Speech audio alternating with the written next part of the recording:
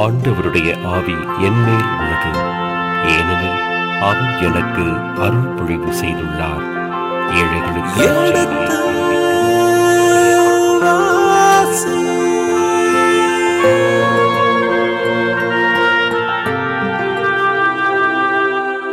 எடுத்து வாசி.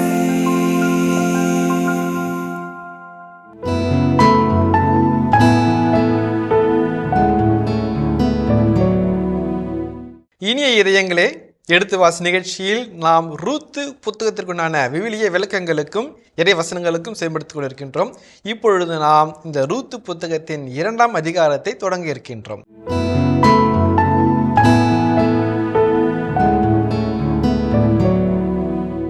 உங்கள் சார்பாக தந்தை அவர்களுக்கு வணக்கம் சொல்லி நிகழ்ச்சியை தொடங்குவோம். வணக்கம் தந்தை அவர்களே. தந்தையே, எனக்கு நீங்கள் முதல் அதிகாரத்திலே மிகவும் அழகாக சிறப்பாக இருப்பதை போன்று சொல்லியிருக்கிறீர்கள். இந்த 2 பேருமே பெண்கள், கைம்பெண்கள். இனி அவர்களுக்கு அடுத்த கடவுள் சொல்லியிருக்கார் அல்லவா, உன் இனம் பெருகும் என்று சொல்லி அபிரகாமுக்கு சொல்லியிருக்கின்றார். இந்த அபிரகாமுக்கு சொல்லிய வாக்கு இப்பொழுது கைம்பெண்களாக இவர்களுக்கு எப்படி பொருந்தும் என்ற ஒரு கேள்வி இருக்கின்றது. அதே போன்று இந்த கடவுள், யாவே கடவுள், இந்த கைம்பெண்களின் கடவுள் என்று அழைக்கப்படுகின்றாரே, அவர் எப்படி இவர்களுக்கு உணவளிக்க இருக்கின்றார், எப்படி இவர்களுக்கு பாதுகாப்பளிக்க இருக்கின்றார், யார் இவர்களுக்கு வர இருக்கின்றார் என்ற கேள்விகள் எல்லாம் எனக்கும் சரி மக்களுக்கும் சரி இருக்கின்றது. ஏனென்றால் ஒரு வாக்கு, ஒரு ஆசீர்வாதம் கொடுக்கப்பட்டது, அது கொடுக்கப்பட்டு விட்டது. ஆனால் நிறைவேறும் சூழ்நிலை கண்களுக்கு முற்றிலும் தெரியவே இல்லையே. இந்த சூழ்நிலை எப்படி சாத்தியமாகும், கொடுத்த வாக்கு எப்படி நிறைவேறும் என்ற ஒரு கேள்வி எனக்குள் இருக்கிறது தந்தை அவர்களே. ரொம்ப அருமையான ஒரு கேள்வி, ஒரு எதிர்பார்ப்பு நிறைந்த கேள்விகள். நீங்கள் கேட்டது எல்லாமே ஒரு எதிர்பார்ப்பு நிறைந்த ஒரு கேள்விகள். யாருக்குமே, எந்த ஒரு வாசகருக்குமே இந்த கேள்விகள் எழுவது இயற்கையான ஒன்று. நமக்கு முன்பாக 2 கைம்பெண்கள் இருக்கிறார்கள்.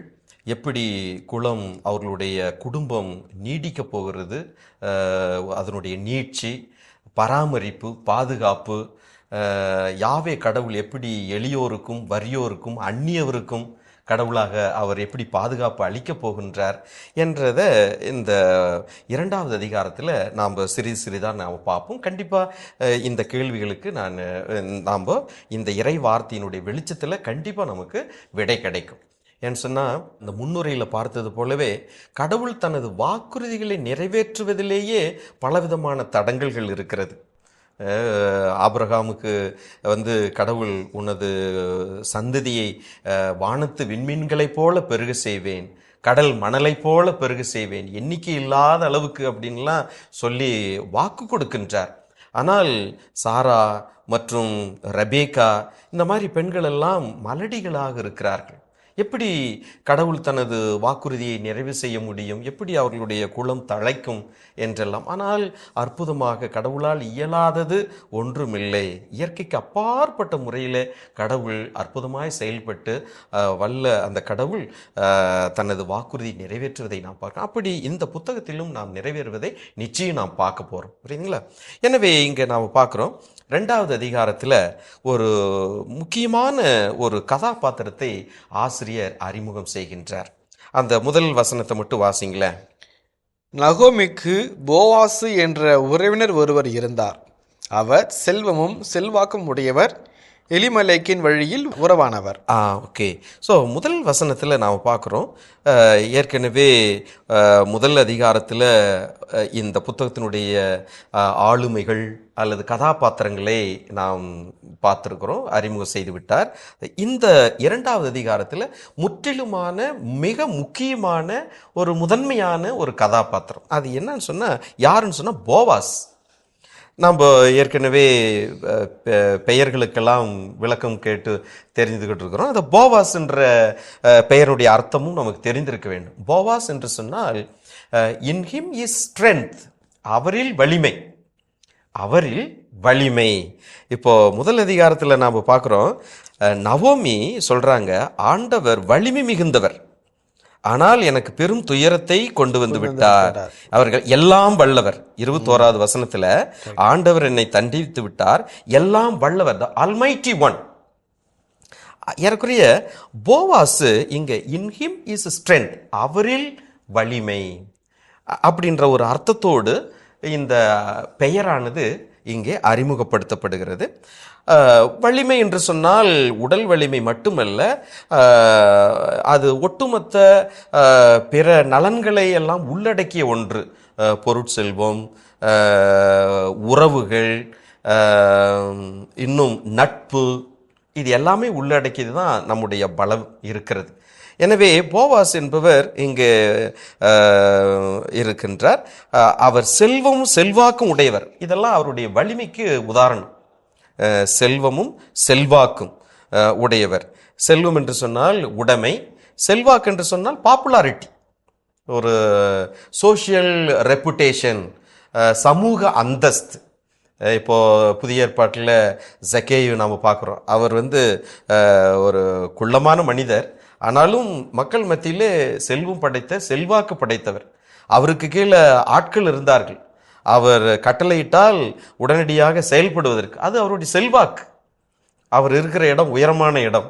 அந்த மாதிரி இங்கே இந்த போவாசு செல்வமும் செல்வாக்கும் உடையவர். அப்புறம் அவர் யார்? அவருடைய ஐடென்டிட்டி எலிமெலேக்கின் வழியில் உறவானவர் என்ற முதன்மை தகவல்கள் எல்லாமே இந்த வசனத்தில் இருக்குது. இந்த அதிகாரத்தில் நடக்கிற நிகழ்வுகள் எல்லாமே இவருடைய நிலத்தில் தான் நடக்க போகுது. இவருடைய நிகழ்ச்சிகள் எல்லாமே இவர் ஒரு பெரிய ஒரு நிலக்கிழாராக இருக்கிறாரு. ஸோ இங்கே நடக்க போகிற நிகழ்ச்சிகள் அனைத்துமே இவருடைய வயல்வெளி, ஓப்பன் ஃபீல்டு, ஹார்வெஸ்டிங் ஃபீல்டு, வார்கோதுமை அறுவடை காலம் இல்லைங்களா? எனவே அந்த இடத்துல தான் நடக்க போகிறது. எனவே இந்த முதன்மை தகவல்களோடு நாம் தொடர்ந்து பார்ப்போம். 2வது வசனம் வாசிங்க. ரூத்து நகோமியிடம், நான் வயலுக்கு போய் யார் என்னை கருணை கண் கொண்டு நோக்குவாரோ அவர் பின்னே சென்று கதிர்களை பொறுக்கி கொண்டு வருகிறேன், எனக்கு அனுமதி தாரும் என்றார். அவரும் போய் வா மகளே என்றார். 2வது வசனம் மறுபடியும் அந்த ரூத்து எப்படி ஒரு தன்மையோடு பணிவோடு தனது மாமியிடம் சென்று அனுமதி கேட்கிறார். இது அவருடைய தாழ்ச்சியை காட்டுகிறது. தனது மாமியார் மேல் வைத்திருக்கிற ஒரு மரியாதை, ஒரு அதீதமான ஒரு மரியாதை. நான் எங்கே போகிறேன், என்ன செய்ய போகிறேன், அதுக்கு உங்களுடைய அனுமதி கொடுங்கள் என்று பணிவோடு கேட்கிறார். இந்த ஒரு பணிவு என்பது அவருடைய மதிப்பை உயர்வாக காட்டுகிறது. ஒரு என்ன சொல்கிறது, ஒரு நல்ல ஒரு முதிர்ச்சியான ஒரு மனநிலை, ஒரு முதிர்ச்சியான மனநிலை. சில சமயத்தில் நாம் போய் மற்றவங்ககிட்ட நிற்கும்போது அதை ஒரு இழிவாகவோ அல்லது நமது ஒரு ஈகோ பிரச்சனையெல்லாம் நாம் பார்க்குறோம். நாம் போய் அவர்கிட்ட சொல்லணுமா, இதை சொல்லணுமா, இதெல்லாம் கேட்கணுமா அப்படின்னு சொல்லி. ஆனால் இந்த இடத்துல இவர் பணிவோடு சென்று அணுகுவது நமக்கு நல்ல ஒரு முன் உதாரணமாக இருக்கிறது. அவருடைய அந்தஸ்தை உயர்த்தி காட்டுகிறது. எனவே அவங்க சொல்கிறாங்க, நான் வயலுக்கு போய் யார் என்னை கருணை கண் கொண்டு நோக்குவாரோ அவர் பின்னே சென்று கதிர்களை பொறுக்கி கொண்டு வருகிறேன். இந்த கருணை கண் கொண்டு அப்படின்றது மிக முக்கியமான ஒரு வாக்கிய அமைப்பு. ஏன்னு சொன்னால் கடவுள் தான் கருணை கண் கொண்டு பார்க்கணும். அது முதல் அதிகாரத்திலே நாம் பார்த்தோம் இல்லைங்களா? 6வது வசனத்தில் வாசிங்க. நகோமியின் சொந்த நாட்டில் ஆண்டவர் தம் மக்களை கருணையுடன் கண்ணோக்கி, கருணையோடு கண்ணோக்கி. அதே மாதிரி இங்க இந்த வேற்று இனப்பெண், ஒரு அந்நிய பெண், இன்னொரு இடத்துல அவர்கள் இருக்கிறார்கள், தஞ்சம் புகுந்திருக்கிறார்கள், வாழ்வதற்காக மாமியோடு அவர்கள் இருக்கிறார்கள். எனவே அவர்கள் தேடுவதெல்லாம் கருணை. எனவே அவர் சொல்றாங்க, நான் வயலுக்கு போய் யார் என்னை கருணை கண் கொண்டு நோக்குவாரோ அவர் பின்னே சென்று கதிர்களை பொறுக்கி கொண்டு வருகிறேன் என்று அவர்கள் அனுமதி கேட்கிறார்கள். இதுக்கு நம்ம உடனே அவங்க சொல்றாங்க, எனக்கு அனுமதி தாரும் என்றார். அவரும் போய் வா மகளே. நம்ம ஏற்கனவே முதல் அதிகாரத்தில் நான் பார்த்தோம், தாய் மகள் என்ற அந்த ஒரு உறவு நிலையில் தான் இவர்கள் பரஸ்பரம் பாராட்டுகிறார்கள். இவர்களுடைய உறவு முறை, பயன்படுத்துகிற வார்த்தைகள். எனவே அது அந்த ஒரு ஐக்கியம், ஒரு ஆழங்காண முடியாத ஒரு ஒன்றிப்பு நீட்சியாக, ஒரு தொடர்ச்சியாக எடுத்து செல்லப்படுகிறது. எனவே போய் வா மகளே என்றார். எனவே தாராள உள்ளத்தோடு அவர் அனுமதி கொடுக்கின்றார். இந்த அனுமதி அந்த நகோமி ரூத் மேல் வைத்திருக்கிற நம்பிக்கையை வெளிப்படுத்துகிறது. இவங்களை அனுப்பலாம் தைரியமா அப்படின்ற ஒரு நம்பிக்கையின் பேரில் தனியாக அனுப்புகிறார். எனவே இதுவரை மாமியாவோடு ஒன்றிணைந்து சேர்ந்திருந்த இவர் இனி வாழ்வாதாரத்துக்காக தனியாக போய் தான் ஆகணும், ஏதாவது வேலை செஞ்சு தான் ஆகணும், பொருள் ஈட்டி தான் ஆக வேண்டும், இல்லை என்றால் சாப்பிட முடியாது, உணவு நமக்கு மிக முதன்மையான தேவையாக இருக்கிறது என்று சொல்லி அவர் உணவுக்காக வெளியிலே செல்லுகின்றார்.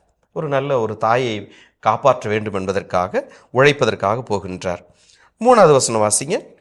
ரூத்து ஒரு வயலுக்கு போய் அறுவடையாளர்கள் பின்னால் சென்று அவர்கள் சிந்திய கதிர்களை பொறுக்கி சேர்த்தார். தற்செயலாக அவர் போயிருந்த அந்த வயல் எலிமெலேக்குக்கு உறவினரான போவாசுக்கு உரித்ததாய் இருந்தது. ஓகே, இதில் பாருங்க, ரூத்து ஒரு வயலுக்கு போய் அறுவடையாளர்கள் பின்னால் சென்று அவர்கள் சிந்திய கதிர்களை பொறுக்கி சேர்த்தார். அவர்கள் சிந்திய கதிர்களை பொறுக்கி சேர்த்தார். அதாவது என்னன்னா, இஸ்ராயல் மக்களுக்கு ஒரு கட்டளை, ஒரு இன்ஸ்ட்ரக்ஷன் என்னன்னா, நாம் கதிர் அறுவடை செய்கின்ற பொழுதோ, திராட்சை பழங்களை அறுவடை செய்கின்ற பொழுதோ கீழே சிந்துகிற அந்த தானிய கதிர்கள், தானியங்களை நாம் அந்நியருக்கும் எளியவர்களுக்கும் வறியோர்களுக்கும் விட்டுவிட வேண்டும். அதே போல் திராட்சை பழங்களை நாம் அறுவடை செய்கின்ற பொழுது கீழே சிந்துகிற அந்த பழங்களை ஏழைகள், எளியவர், வறியோர், அந்நியர்கள் இவர்களுக்கு விட்டுவிட வேண்டும் என்பது ஒரு சட்டம். அதை லேவியர் 19:9-10 நாம் வாசிக்கிறோம். அதை எடுத்து கொஞ்சம் வாசிங்க பார்க்கலாம். உங்கள் நாட்டில் நீங்கள் பயிரிட்டதை அறுவடை செய்யும் போது வரப்பு ஓர கதிரை அறுக்க வேண்டாம், சிந்தி கிடக்கும் கதிரையும் பொறுக்க வேண்டாம், திராட்சை தோட்டத்தில் பின்னறுப்பு வேண்டாம், சிந்தி கிடக்கும் பழங்களை பொறுக்க வேண்டாம், அவற்றை எளியோருக்கும் அந்நியருக்கும் விட்டுவிட வேண்டும், நானே உங்கள் ஆண்டவராகிய கடவுள். பாருங்க, வரப்போரம் விழுகிற கதிர்கள், கீழே சிந்துகிற தானியங்கள், இதெல்லாம் விட்டுவிட வேண்டும். இப்போ கூட நாம் அதெல்லாம் பார்க்கலாம். வயலில் அறுவடை செய்கின்ற பொழுது இந்த எலி பொந்துகள்லாம் இருக்கும். நெற்கதிர்களை எல்லாம் அந்த எலிகள் என்ன செய்யும், கொண்டுட்டு போய் தனது அந்த வலையில் வைத்திருக்கும். நாம் அறுவடை செய்த பிற்பாடு அதுக்கென்று ஒரு சில ஏழை எளிய மக்கள் வருவார்கள். இந்த எலி வலை எங்கே இருக்கிறதோ அதை தோண்டுவார்கள். அதை தோண்டி அதில் இருக்கிற கொஞ்சம் நெஞ்சம் கதிர்கள் எல்லாம் அவர்கள் சேகரித்து போவதை இன்றைக்கும் நம்ம கண்கூடாக பார்க்கலாம். நம்முடைய கலாச்சாரத்திலும் அது இருக்கிறது. அது ஏழைகளுக்கும் எளியோருக்கும் அந்நியருக்கும் அதை விட்டு விடுங்கள். இது நாம் அவர்கள் மேல் காட்டு இருக்கிற ஒரு பரிவு, ஒரு தியாகம். அதை நாம் தடை செய்யக்கூடாது என்பது ஏற்கனவே இஸ்ராயல் மக்களுக்கு இறைவன் கொடுத்திருக்கிற ஒரு கட்டளை. எனவே அதனுடைய அடிப்படையில் இந்த எளியவர், வறியவர், கைம்பெண் தனது வாழ்வாதாரத்துக்காக அவர் யார் என்னை கருணை கண் கொண்டு நோக்குவார்களோ அவர்கள் பின்னால் நான் போகிறேன், வேற எங்கேயும் நான் போகல அப்படின்ற ஒரு தெளிந்த மனநிலையோடு அவர்கள் வருகிறார்கள். எனவே அந்த ஒரு பின்புலத்தில் இவர்களுக்கு அனுமதி கிடைக்கிறது. இஸ்ராயல் மக்கள் யாரும் அந்த தோட்டத்தில் இவரை தடை செய்யவில்லை, விட்டுவிடுகிறார். ஏனென்றால் சட்டம் அதை சொல்லுகிறது, அனுமதிக்கிறது. அடுத்தது பாருங்க, தற்செயலாக அப்படின்றது ஒரு வார்த்தை இங்கே போடப்பட்டிருக்கிறது. அது மிக முக்கியமானது. அவர் போயிருந்த அந்த வயல் எலிமெலேக்கிற்கு உறவினரான போவாசுக்கு உரியதாய் இருந்தது. எப்படி போவாசையும் ரூத்தையும் இங்கே இந்த ஆசிரியர் நெருக்கமாக அருகருகே கொண்டு வருகிறார் என்பதற்கு ஒரு இலக்கிய யுக்தி இது. தற்செயலாக அது ஏன் முக்கியமானது அப்படின்னு சொன்னால், அது ஒரு இலக்கிய யுக்தியாக தான் நான் பார்க்கிறேன். லூக்கா நற்செய்தி 5வது அதிகாரம், அங்கே ஒரு நிகழ்ச்சி நாம் பார்க்கலாம். லூக்கா நற்செய்தி 5வது அதிகாரம் 1 முதல் 11 வசனங்களில் நாம் பார்த்தோம்னா அங்கே ஒரு அழகான ஒரு காட்சி இருக்கிறது. கெனசரேத் ஏரிக்கரை காட்சி. அங்கே 5வது அதிகாரம் 1 வாசிங்க பார்க்கலாம். ஒரு நாள் அவர் கெனசரேத்து ஏரிக்கரையில் நின்று கொண்டிருந்தார். திரளான மக்கள் இறை வார்த்தையை கேட்பதற்கு அவரை நெருக்கி கொண்டிருந்தனர். அப்பொழுது ஏரிக்கரையில் 2 படகுகள் நிற்க கண்டார். மீனவர் படகை விட்டு இறங்கி வலைகளை அலசி கொண்டிருந்தனர். ஓகே, இங்கே பார்க்குறோம், அது ஒரு ஏரிக்கரை காட்சி. எங்கே தண்ணீர் இருக்கிறதோ அங்கே மக்கள் இருப்பார்கள். ஏனென்றால் தண்ணீர் என்பது ஒரு வாழ்வாதாரம். அங்கே மீன்களை பிடிப்பது, வலைகளை அலசுவது, சரி செய்வது, இப்படியெல்லாம் இருக்கிறார்கள். அங்கே ஆண்டவர் இயேசு இருக்கிறார். அவருடைய வார்த்தை கேட்பதற்காக ஒருவர் இடித்து முந்தியடித்து கொண்டு நெருக்கி கொண்டு இருந்தார்கள் என்று தொடங்குகிறது. அது தொடர்ந்து பார்க்கும்போது 2 படகுகள் இருந்தது என்று இருக்கிறது. அந்த படகுகளே ஒன்றிலே ஆண்டவர் இயேசு ஏறிக்கொள்கிறார். அதுக்கு பின்னாடி தான் அந்த படகு பேதுருடையது என்று சொல்லப்பட்டிருக்கிறது. எப்படி பேதுருவையும் இயேசுவையும் இங்கே ஒன்றாக நெருக்கமாக இங்கே லூக்கா கொண்டு வருகிறாரோ, அதை போல தற்செயலாக 2 படகு இருக்குது, அதில் ஒன்றில் ஆண்டவர் இயேசு ஏறுகிறார். அதுக்கு பின்னாடி தான் சொல்லப்படுகிற அது பேதுருடைய படகு என்று. அந்த மாதிரி இங்கே நிறைய வயல்கள் இருந்திருக்கலாம். ஆனால் இந்த பெண்மணி தற்செயலாக அதே சமயத்தில் சரியாக போவாசனுடைய நிலத்திற்கு வருகிறார். அங்கே போவாசு வலிமை மிகுந்தவர். In him is a strength. இவர் தான் எதிர்காலத்தில் இந்த பெண்மணிக்கு ஆதரவாக இருக்க போகிறவர், உணவு கொடுப்பவர், பாதுகாப்பு கொடுப்பவர் என்பதை முன்னதாகவே இங்கே சொல்லப்படுகிறது. எனவே தற்செயலாக இங்கே அவர் போயிருக்கிறார். அவர் மறுபடியும் அந்த போவாசி யார் என்பதை இங்கே 2வது முறையாக சொல்லப்படுகிறது. ஏன்னு சொன்னால் 2:1 நாம் பார்த்தோம், அவர் எலிமெலேக்கின் வழியில் உறவானவர். அதே போல் இங்கே பாருங்களேன், எலிமெலேக்கிற்கு உறவினரானவர் 2வது முறையாக. ஏன்னா அது உறுதிப்படுத்தப்படுகிறது இந்த போவாஸ்ன்றவர் யாரு, ஏன்னா அவருடைய கடமை பொறுப்பு இருக்குது. எனவே சிறிது சிறிதாக இந்த புத்தகத்தினுடைய ஆசிரியர் இங்கே அந்த போவாசை பற்றிய தகவல்களை சிறிது சிறிதாக நமக்கு கொடுக்கின்றார். உறவினரான போவாசுக்கு உரியதாக இருந்தது அந்த நிலம். சரிங்களா? இப்போ வயல்வெளி காட்சி தொடர்கிறது. ஒரு சின்ன ஒரு எனக்கு ஏற்பட்ட ஒரு தெளிவு சாமி, வேற ஒன்றும் இல்லை. இந்த ரூத்து மோவாபு நாட்டு பெண். இந்த நாட்டினுடைய கலாச்சாரமோ பண்பாடோ இதுவரை அறியவில்லை. ஏனென்றால் நவமி அங்குதான் இருந்தார், அங்குதான் இந்த ரூத் அங்குதான் மணந்தார். அந்த நாட்டு வழக்கத்தின் பிரகாரம் எல்லாம் நடைபெற்றது, எல்லாம் சரி. இங்கு வந்த உடனேயே அந்த நாட்டு எந்த நாட்டு மருமகளோ அந்த வீட்டு பழக்க வழக்கங்களை நன்றாக புரிந்து கொண்டிருக்கின்ற ஒரு பெண்மணியாக பார்க்கின்றோம். நான் வளர்ந்த விதம் அப்படி என்று அப்படியாக இருக்காமல் எங்கு வந்திருக்கின்றனோ அந்த இடத்தை பொறுத்து எல்லாம் பழக்கி கொள்கின்ற ஒரு பெண்ணாக இருக்கின்றார். ஏனென்றால் அந்த நாட்டின் சட்டத்திட்டங்களை அவ்வளவு எளிதாக கற்றுக்கொள்ள முடியுமா என்று தெரியவில்லை. ஆனால் வந்த உடனே இந்த பெண் சொல்கின்றார், மருமகள் சொல்லுகின்றார், நான் சென்று கதிர்களை பொறுக்கி வருகிறேன் என்று கேட்கின்றார். அந்த ஒரு வாய்ப்பு இருக்கின்றது என்பதையும் இவர் தெரிந்திருக்கிறார். பாருங்களேன், ஒரு நல்ல ஒரு மருமகளுக்கு எடுத்துக்காட்டாக ஒரு இதை பார்த்தேன் நான். அப்போ உண்மையான நல்ல ஒரு அப்சர்வேஷன், உங்களுடைய அப்சர்வேஷன். வந்திருக்கிற அந்த புதிய பெண், புதிய கலாச்சாரம், புதிய வாழ்க்கை சூழல், இந்த ஒரு சூழ்நிலையில் அங்கே இருக்கிற அந்த பண்பாட்டை தெரிந்து கொண்டு அனுமதி கேட்பது ஒரு சிறப்பான ஒன்றாகத்தான் நமக்கு தெரிகிறது. அவங்களுக்குன்னு நிலம் கிடையாது, ஆண்களுடைய ஆதரவு கிடையாது. எனவே இந்த ஏழைகளுக்கும் எளியோருக்கும் வறியோருக்கும் இந்த ஒரே ஒரு ப்ரொஃபஷன் இருக்குது, அதை நான் பயன்படுத்தி கொள்ளுகிறேன் அப்படின்னு தெரிந்து அறிந்து அவர்கள் செல்வது மிக ஒரு சிறப்பான ஒரு குணமாக இருக்கின்றது. Thank you father. தேங்க்யூ சாமி. அதனுடைய அடுத்தது இந்த போவாசி எப்படி என்கவுண்டர், அதாவது ரூத் சந்திக்கிறார் என்பதை நாம் தொடர்ந்து பார்ப்போம். இப்போ இந்த ஆசிரியர் ரூத்தையும் போவாசையும் ஏறக்குறைய பக்கத்துக்கு கொண்டுட்டு வந்து நிறுத்துகின்றார்.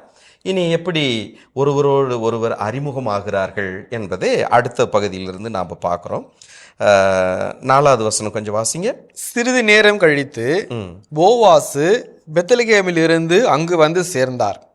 அவர் அறுவடையாளர்களை நோக்கி, ஆண்டவர் உங்களோடு இருப்பாராக என்றார். அவர்களும், ஆண்டவர் உமக்கு ஆசி வழங்குவாராக என்றார்கள். ஓகே. ஸோ இங்கே இந்த புத்தகத்தினுடைய ஆசிரியனுடைய இலக்கிய யுக்தி கையாளுகிற திறனை நாம் பார்க்கின்றோம். போவாசை காட்சிக்கு கொண்டு வருகின்றார். சிறிது நேரம் கழித்து போவாசு பெத்லகேமிலிருந்து அங்கு வந்து சேர்ந்தார். பெத்லகேம் அப்பத்தின் வீடு, ஹவுஸ் ஆஃப் பிரெட், உணவு நிறைவாக கொடுக்கக்கூடிய அடையாளத்தோடு இருக்கின்ற ஒன்று. எனவே இந்த போவாசு வலிமை மிகுந்தவர். அந்த இடத்திலிருந்து அங்கு வந்து சேர்ந்தார். அறுவடையாளர்களை நோக்கி வாழ்த்துகிறார். சமாதானம், அமைதி உண்டாகட்டும் என்ற அந்த ஒரு பின்புலத்தில் ஆண்டவர் உங்களோடு இருப்பாராக.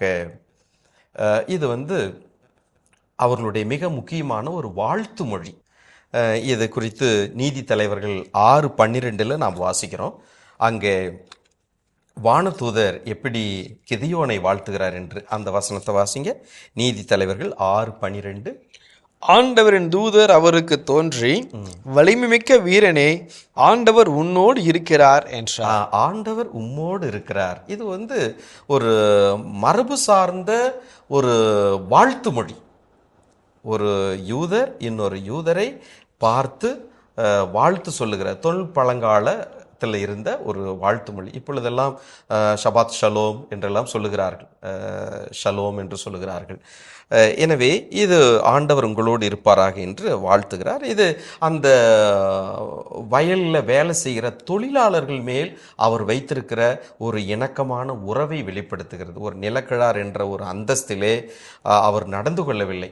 மற்றவங்களாம் என்னை முதல்ல வாழ்த்தணும், நான் தான் இங்கே உயர்ந்தவன், எனக்கு தான் இந்த நிலமெல்லாம் உடமையானது, நான் தான் பெரியவன், எனக்கு கீழே தான் வேலை செய்கிறாங்க, என்னுடைய நிலத்தில் தான் வேலை செய்கிறாங்க அப்படின்னு இவர் காத்திருக்கல. முதல்ல அவர் வந்த உடனே அவர் தான் வாழ்த்துகிறார், ஆண்டவர் உங்களோடு இருப்பாராக என்றார். உடனே அவர்களும் ஆண்டவர் உமக்கு ஆசி வழங்குவாராக. இது நவோமியினுடைய வாழ்த்து ஆசி மொழிக்கு அடுத்தபடியாக இங்கே இந்த வயல்வெளி தொழிலாளர்கள் போவாசை வாழ்த்துகிறார்கள், ஆசி கூறுகிறார், ஆண்டவர் உமக்கு ஆசி வழங்குவாராக என்றார்கள்.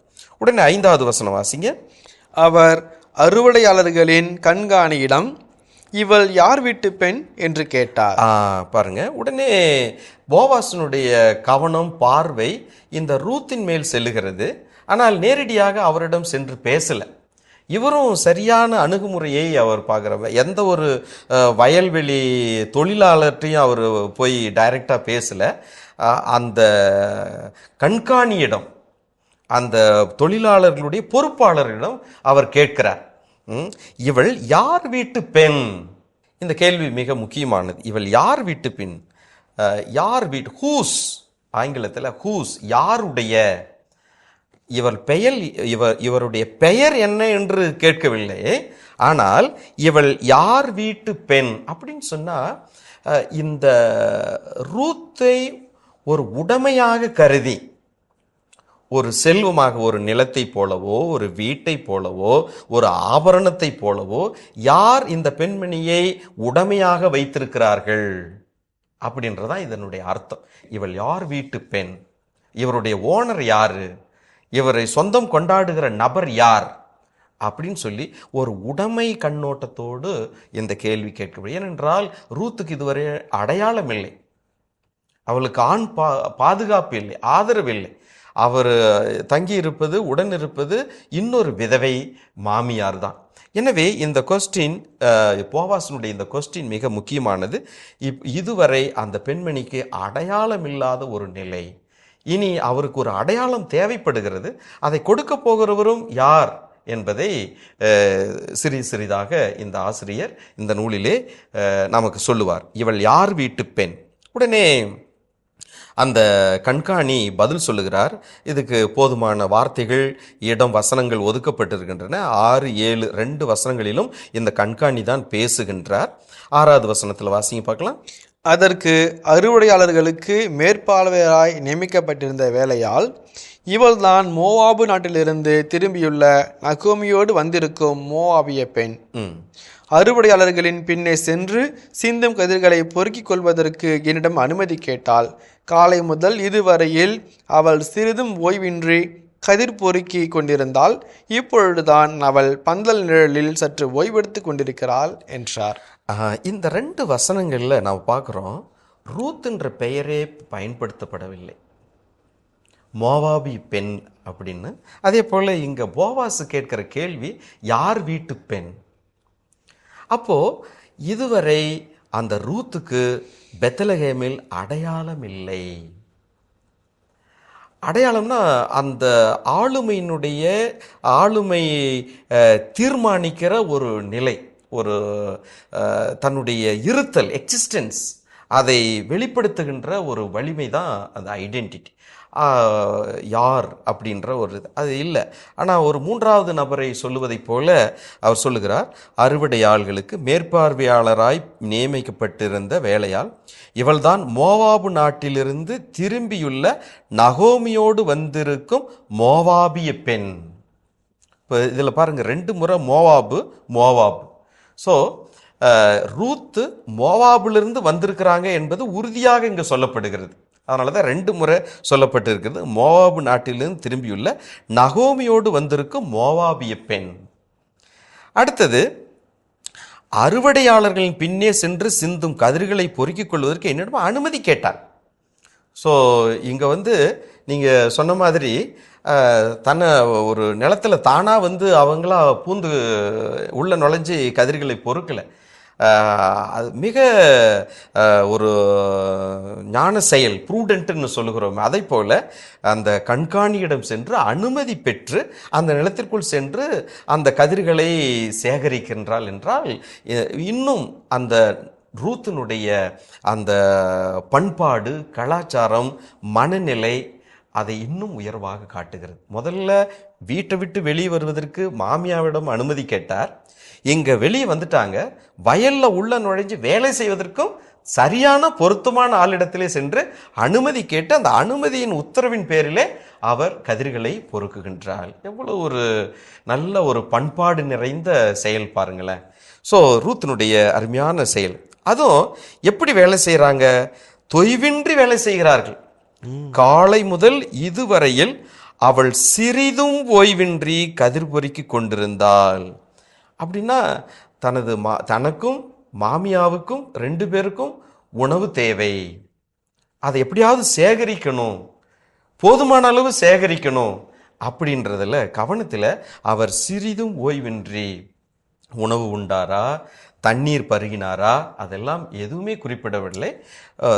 ஓய்வின்றி வேலை செய்தார். இப்போதுதான் அவள் பந்தல் நிலையில் சற்று ஓய்வெடுத்து கொண்டிருக்கிறாள். இப்போதான்.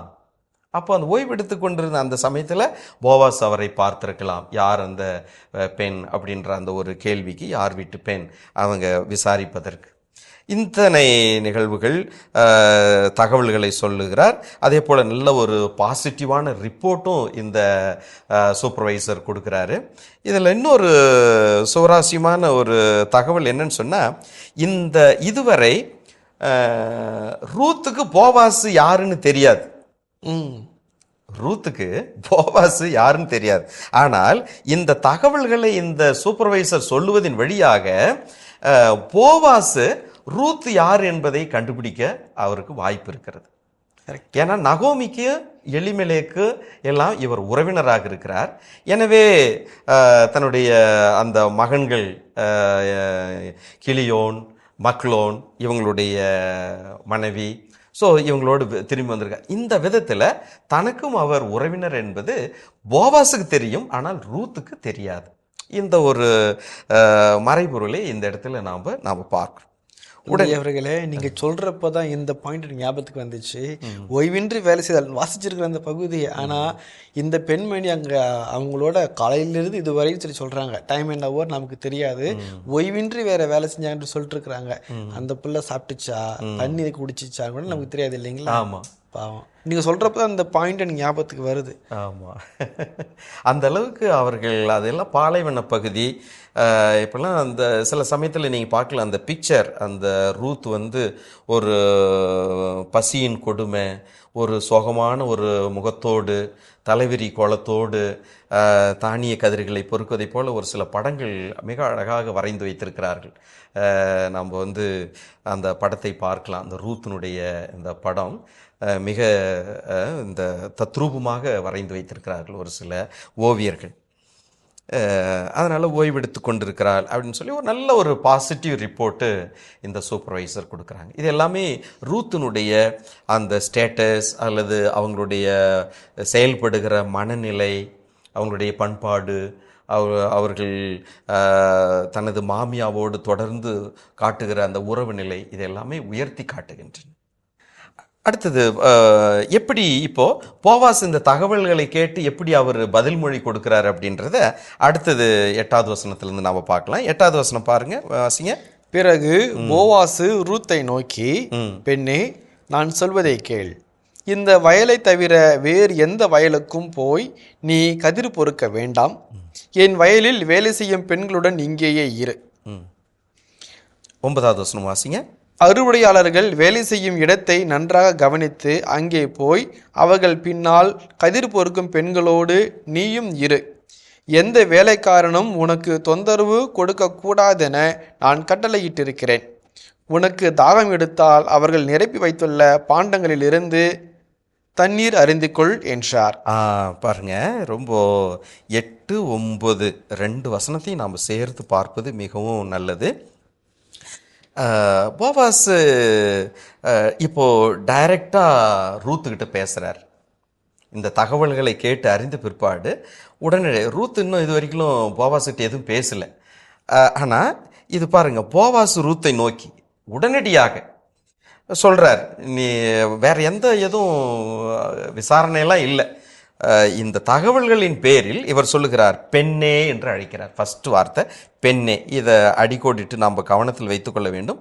பிற்பாடு இந்த பெண்ணே என்று இந்த வார்த்தை எப்படி போவாசு மாற்றி சொல்லுகிறார் என்பதற்கு மிக முக்கியமானது. ஏன்னா முதல் அதிகாரத்தில் எப்படி நாம் பார்த்தோம், மருமகள்கள் என்ற வார்த்தை மகள்களாக மாறுகிறது, மக்களே என்று மாறுகிறது. அதே போல் போவாசு முதல் முறையாக பயன்படுத்துகிற வார்த்தை பெண்ணே. பெண்ணேன்னு சொன்னால் அந்த போவாசுக்கும் ரூத்துக்கும் இருக்கிற மிகப்பெரிய ஒரு இடைவெளி, டிஸ்டன்ஸ். யாரும் நாம் பெண்ணே அப்படின்னு சொல்லுவோம், நமக்கு அறிமுகம் இல்லாதவர்களை தான் பெண்ணே என்று நாம் சொல்லுவோம். 3வது நபர்கள், தெரியாதவர்கள், பழகாதவர்கள் அப்படின்ற அந்த மாதிரியான ஒரு டிஸ்டன்ஸ். லூக்கா நற்செய்தி 5வது அதிகாரத்தில் நாம் பார்த்தோம், பேதுரு முதல் முறையாக ஆண்டவரே ஐயா என்று அழைக்கிறார். ஸோ இயேசுவுக்கும் பேதுருவுக்கும் ஒரு மிகப்பெரிய இடைவெளி. அந்த 3-4 வசனத்துக்கு அதுக்கு அப்புறமா மிகப்பெரிய மீன்பாட்டை பார்த்த உடனே அதே பேதுரு என்ன சொல்றாரு, ஐயா என்று சொல்லவர் ஆண்டவரே என்று அழைக்கின்றார். எப்படி ஒரு மாற்றம் பாருங்க. அதே மாதிரி இங்கே பெண்ணே என்று முதலில் போவாசு ரூத்தை அழைக்கின்றார். அப்போ இதுவரை இன்னும் அவங்களுக்குள்ள ஒரு உறவு நிலை ஏற்படலை. ஒருத்தர் தெரிந்து கொள்ளவில்லை, இன்னும் ஒரு பரஸ்பரம் பாராட்டாத ஒரு சூழல். எனவே ஒரு தொலைதூரத்தில் இருந்து சொல்லக்கூடிய ஒரு மனிதாபிமானம் சார்ந்த ஒரு செயலாக இருக்கிறது. ஏறக்குறைய 4-5 கட்டளைகளை அவர் கொடுக்கின்றார். எல்லாமே அவர் நலம் சார்ந்து, பிறர் நலம் சார்ந்து அக்கறையோடு கொடுக்கிற ஒரு கட்டளைகளாக இருக்கிறது. பெண்ணே, நான் சொல்வதை கேள். Listen to me very carefully. ஒரு பாசமாக ஒரு அப்பா தன்னுடைய மகளுக்கு சொல்லுவதை போல இது அமைகும். நான் சொல்வதை கேள். இந்த வயலை தவிர வேறு எந்த வயலுக்கும் போய் நீ கதிர் பொறுக்க வேண்டாம். முதல்ல ஸோ மனசுக்குள்ள இவர் உணரலாம். என்ன உணரலாம், நான் எலிமெலேக்குக்கு உறவினர் அப்படின்னு சொன்னா இந்த பெண்மணிக்கு நான் உதவி செய்ய வேண்டிய பொறுப்பில் இருக்கிறேன். நான் கடமைன்ற வார்த்தை நான் பயன்படுத்தலை, கட்டாயம் என்ற வார்த்தை பயன்படுத்தலை. போவாசு தனது பொறுப்பை உணர்ந்து சொல்லுகிற ஒன்று. ஏன் சொன்னால் உறவினர் என்ற அந்த ஒரு நிலையிலே இந்த பெண்மணிக்கு ஆதரவு காட்டுகிற பொறுப்பு என்னிடத்திலே இருக்கிறது. எனவே என்னுடைய நிலத்தில் நீ உரிமையோடு இந்த கதிர்களை சேகரித்துக்கொள் என்ற ஒரு அர்த்தத்தில் அவர் சொல்லுகிறார். இந்த வயலை தவிர, பாருங்க இந்த வார்த்தை பாருங்க, இந்த வயலை தவிர வேறு எந்த வயலுக்கும் போய் நீ கதிர் பொறுக்க வேண்டாம். தீர்மானமா, சரியா, அதில் எந்த குழப்பமும் கிடையாது. ஸோ அவருக்கு சந்தேகமோ அல்லது குழப்பமோ வருவதற்கு வாய்ப்பே இல்லை. இந்த வயலில் நீர், இதுதான் பவுண்டரி அப்படின்ற ஒரு உரிமையோடு சொல்லுகிற ஒன்று. 2வது, என் வயலில் வேலை செய்யும் பெண்களோடு, அந்த வயல் என்னுடைய வயல். அதை போவாசு இந்த 2வது வாக்கியத்தில் சொல்றார். என் வயலில் வேலை செய்யும் பெண்களுடன் இங்கேயே இரு. பெண்கள் அடுத்தது வருகிறார். ஊர் பெண்கள் பார்த்தோம், பெத்லகேம் ஊர் பெண்கள். இங்கேயும் பெண்கள் கூட்டத்தை நாம் பார்க்கணும். இந்த பெண்களோடு இருப்பது இந்த ரூத் என்கிற அந்த இளைய விதவைக்கு ஒரு பாதுகாப்பாக இருக்கும். எனவே அன்பாக, ஒரு பாதுகாப்பாக, ஆதரவாக இருக்கும் என்ற நிலையிலே இங்கு வேலை செய்யும் பெண்களோடு இங்கேயே இரு, என் வயலிலேயே இரு, இங்கேயே இரு. பாருங்க, அறுவடையாளர்கள் வேலை செய்யும் இடத்தை நன்றாக கவனித்து அங்கே போய் அவர்கள் பின்னால் கதிர் பொறுக்கும் பெண்களோடு நீயும் இரு. 2வது முறையாக பயன்படுத்துகிற வார்த்தை. இங்க இருக்கிற வேலையாட்கள் எங்கெங்கெல்லாம் கதிர் அறுவடை செய்கிறார்கள் என்பதை நன்றாக கவனித்து கொண்டு அவர்கள் பின்னால் சென்று அந்த பெண்களோடு நீ இரு. ஸோ பாதுகாப்பை உறுதிப்படுத்துகிற வகையிலே இது மீண்டும் மீண்டும் நீ பெண்களோடு தங்கியிரு என்று போவாஸ் சொல்லுகின்றார். அடுத்தது பாருங்க, ஒரு உத்தரவாதத்தை கொடுக்கிறார். எந்த வேலைக்காரனும் உனக்கு தொந்தரவு கொடுக்க கூடாதென நான் கட்டளையிட்டு இருக்கிறேன். கட்டளை கொடுக்கிறார் அவங்களுக்கு. எந்த விதமான தொந்தரவும் இந்த பெண்மணிக்கு, அயல்நாட்டு பெண்மணிக்கு, பிற இன பெண்மணிக்கு கொடுக்கக்கூடாது. உனக்கு தாகம் எடுத்தால் அவர்கள் நிரப்பி வைத்துள்ள பாண்டங்களிலிருந்து தண்ணீர் அறிந்து கொள். அப்போ உணவு கொடுக்கிறாரு, தண்ணீரும் கொடுக்கின்றார். நம்ம கேட்டோம் இல்லைங்களா, இங்கே எப்படி அவங்க உணவு கிடைக்க போகுது, எப்படி தாகம் தணிக்க போகிறாங்க, எப்படி அவங்களுக்கு பாதுகாப்பு. So Boaz in him is strength, அவரில் வலிமை, செல்வாக்கும் செல்வம் நிறைந்த மனிதர் இந்த பெண்மணிக்கு உணவு கொடுக்கிறார், பாதுகாப்பு கொடுக்கின்றார், ஆதரவு கொடுக்கின்றார், தவித்த வாய்க்கு தண்ணீர் கொடுக்கின்றார். எனவே முதன்மையான தேவைகள் எல்லாம் இங்கே மிக நன்றாக திருப்திகரமாக பூர்த்தி செய்யப்படுகின்றது என்பதை இங்கே நாம் பார்க்குறோம். போவாஸ் எப்படி இங்கே அவருக்கு ஆதரவு கொடுக்கின்றார். இது எல்லாம் எப்படி வருது, இந்த எக்ஸ்பிரஷன்ஸ் எல்லாம் ரூத் எப்படி பார்க்குறாங்க அப்படின்றத 10வது வசனத்தில் நாம் பார்க்குறோம். 10வது வசனம் வாசிங்க. ரூத்து போவாசின் பாதங்களில் விழுந்து வணங்கி, என்னை ஏன் இவ்வாறு கருணை கொண்டு நோக்குகிறீர், அயல்நாட்டு பெண்ணாகிய என்னை ஏன் இவ்வளவு பரிவுடன் நடத்துகின்றீர் என்று கேட்டார். இந்த 10வது வசனம் மிக முக்கியமான ஒன்று. ஏன்னு சொன்னால் முதல் அதிகாரத்தில் நாம் பார்த்த 2 வார்த்தை, கருணை, பரிவு. 6வது வசனத்தில் நாம் பார்த்தோம், கடவுள் கருணையோடு கண்ணோக்கினார் பெத்லகேம் மக்களுக்கு, அவர்களுக்கு உணவு ஊட்டினார்.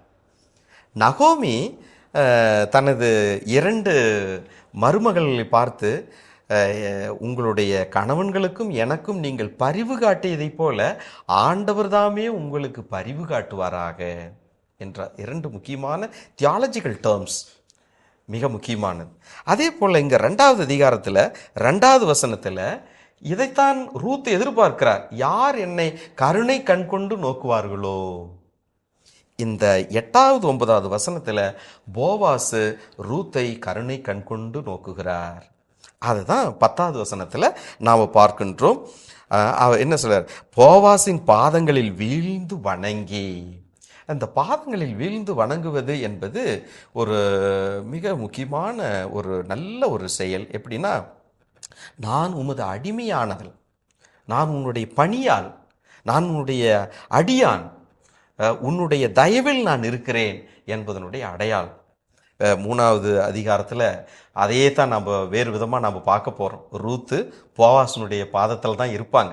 அதனுடைய முன் அடையாளமாக நாம் பார்க்குறோம். இங்கே பாதத்தில் விழுந்து போவாசின் பாதங்களில் வீழ்ந்து வணங்கி, with much respect and honour வணங்கி, என்னை ஏன் இவ்வாறு கருணை கண்கொண்டு நோக்குகிறீர். மறுபடியும் பாருங்க, அயல்நாட்டு பெண்ணாகி என்னை ஏன் இவ்வளவு பரிவுடன் நடத்துகிறீர். ஸோ மறுபடியும் அவர் ஒரு ஜென்டாயல், பிற இன பெண்மணி என்பதை இங்கே உறுதிப்படுத்தப்படுகிறது. எனக்கு பேர் கிடையாது, இங்கே குறிப்பிடப்படவில்லை, எனக்கு பாதுகாப்பு, ஆதரவு, நான் யாருக்கும் உடமையாக இல்லை, நான் தனியாக இருக்கிறேன் என்ற ஒரு நிலையிலே இவள் சொல்லுகிறார், எனக்கு ஏன் இந்த கருணை காட்டுகின்றீர், எனக்கு ஏன் இந்த பரிவு காட்டுகின்றீர் என்று அவர் காட்டுகின்றார். ரொம்ப அருமையான ஒன்று. அவர் எது எதிர்பார்த்தாரோ அது நிறைவாக கிடைக்கின்றது.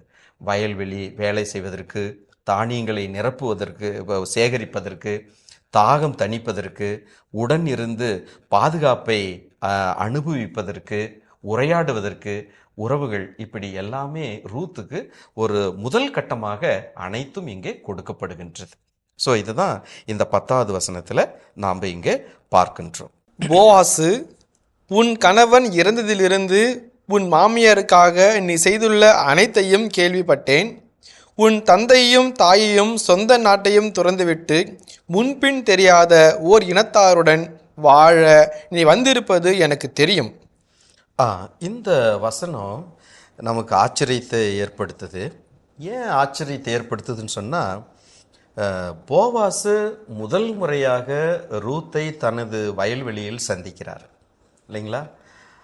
அது மட்டும் இல்லாமல் தனது வேலையாட்களுடைய கண்காணிப்பாளரிடம் அவர் யார் வீட்டு பெண் என்று கேட்டு அந்த முதன்மையான தகவல்களை அவர் வழியாகத்தான் பெற்றுக்கொள்ளுகிறார். அந்த கண்காணிப்பாளர் இவரை பற்றி இவர் மோவாபிய பெண் என்று சொல்லி நகோமியோடு திரும்பி வந்திருக்கிறார் என்று காலை முதல் இந்த நொடிப்பொழுது வரை ஓய்வில்லாமல் பணி செய்கிறார். இந்த தகவல்களை தான் இவர் கொடுக்கிறார். ஆனால் இங்கே போவாஸ் பயன்படுத்துவது மிகவும் நமக்கு ஆச்சரியமாக இருக்கிறது. என்ன சொன்னால், உன் கணவன் இறந்ததிலிருந்து உன் மாமியாருக்காக நீ செய்துள்ள அனைத்தையும் கேள்விப்பட்டேன். எப்படி கேள்விப்பட்டிருக்க முடியும்? எப்படி அவங்களுக்குள்ள ஒரு தகவல் தொடர்பு இருந்திருக்கும் அப்படின்றது நமக்கு தெரியல. இது வந்து ஒரு சஸ்பென்ஸாக இந்த ஆசிரியர் வைக்கின்றார். ஒருவேளை என்னென்னா, நகோமியும் ரூத்துமே உடன் இருக்கிறார்கள் தொடர்ந்து. மோவாபு நாட்டில் நடந்தது பெத்லகேமுக்கு ஆள் வழியாகவோ அல்லது செவி வழியாகவோ சொல்லி அனுப்புகிறதோ அப்படிப்பட்ட தகவல்கள் எதுவும் நமக்கு இல்லை. ஆனால் ஏதோ ஒரு விதத்தில் போவாசு ரூத்தை பற்றிய அவர் செய்த அத்தனை தியாக செயல்கள், நற்காரியங்களை கேள்விப்பட்டிருக்கிறேன் என்று ஒருமையில் பதில் சொல்லுகிறார். உன் கணவன் இறந்ததிலிருந்து உன் மாமியாருக்காக நீ செய்துள்ள அனைத்தையும் கேள்விப்பட்டேன். ஸோ அத்தனை தியாக பரிவு நிகழ்ச்சிகள், அன்பு செயல்கள் அனைத்தையுமே போவாஸுக்கு தெரிந்திருக்கிறது. அடுத்தது அவர் சொல்லுகிறார், உன் தந்தையையும் தாயையும் சொந்த நாட்டையும் துறந்து விட்டு. ஏன்னு சொன்னால், இங்கே பாருங்கள், முதன்மைப்படுத்துவது தந்தை தான். தந்தையையும் தாயையும் பெற்றோரையும் சொந்த நாட்டையும் துறந்து விட்டு முன்பின் தெரியாத ஓர் இனத்தாரோடு வாழ நீ வந்திருப்பதும் எனக்கு தெரியும். எவ்வளவு ரூத்தினுடைய அந்த தியாகம் நிறைந்த அந்த செயல்!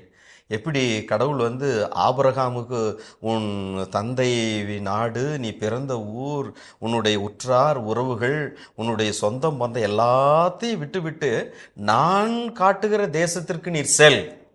எப்படி போகணும், எத்தனை நாள் பயணம், யார் கூட வருவாங்க அப்படின்ற அது எல்லாமே சஸ்பென்ஸ். இருந்தாலும் அவர் முன் வருகிறார். அந்த மாதிரி இங்கே ரூத்து, நான் எப்படி அங்கே வாழ போகிறேன், முன்பின் தெரியாத இனம், என்ன மொழி பேசுவார்கள், கலாச்சாரம், பண்பாடு, உணவு, வழிபாடு, இது எல்லாமே இதில் இருக்கிறது. திடீர்னு புறப்பட்டு வருவது கிடையாது. வருகிறோம் என்று சொன்னால் இத்தனை காரியங்கள் அதில் உள்ளடக்கி இருக்கிறது நமது பயணத்தில்.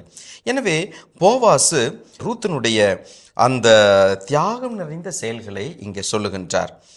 அந்த ரூத் 10வது வசனத்தில் ரூத்து ரெஸ்பாண்ட் பண்ண உடனே 16வது வசனத்தில் போவாசு அவர் செய்த நன்மைத்தனங்களை வரிசைப்படுத்துகின்றார். முதலாவதாக அவர் மாமியாருக்காக செய்த அத்தனை தியாக செயல்கள்.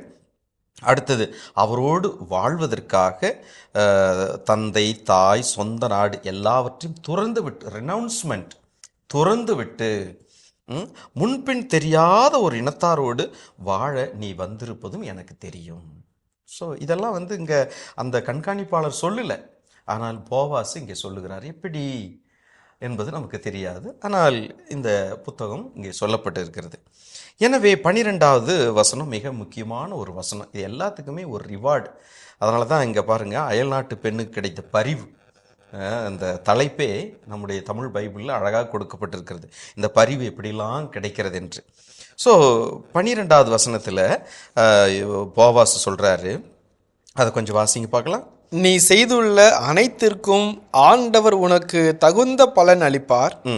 இஸ்ரவேலின் கடவுளாகிய ஆண்டவருடைய இறக்கைகளின் அரவணைப்பை நீ தேடி வந்திருக்கிறாய். அவர் உனக்கு முழு நிறைவான பலனை அருள்வார் என்றார். ரொம்ப அருமையான ஒரு இறை வார்த்தை. ஒவ்வொருவரும் நம்முடைய தனிமை, வேதனை, இந்த மாதிரி சமயத்தில் இந்த இறை வார்த்தை எடுத்து வாசிப்பது மிக மிக பொருளுள்ளதாக இருக்கும். ஏன்னு சொன்னால் ரூத்தினுடைய நிலைமை அப்படிப்பட்டதாக இருக்கிறது.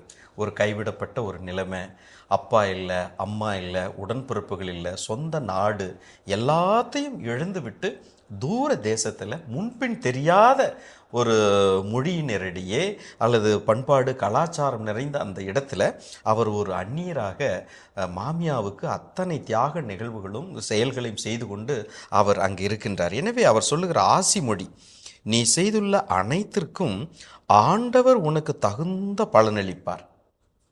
இது போவாஸ் எப்படி நவோமி முதல் அதிகாரத்தில் ஆசிமொழி வணங்கினாங்க. முதல் அதிகாரத்திலேயே நாம் பார்த்தோம்.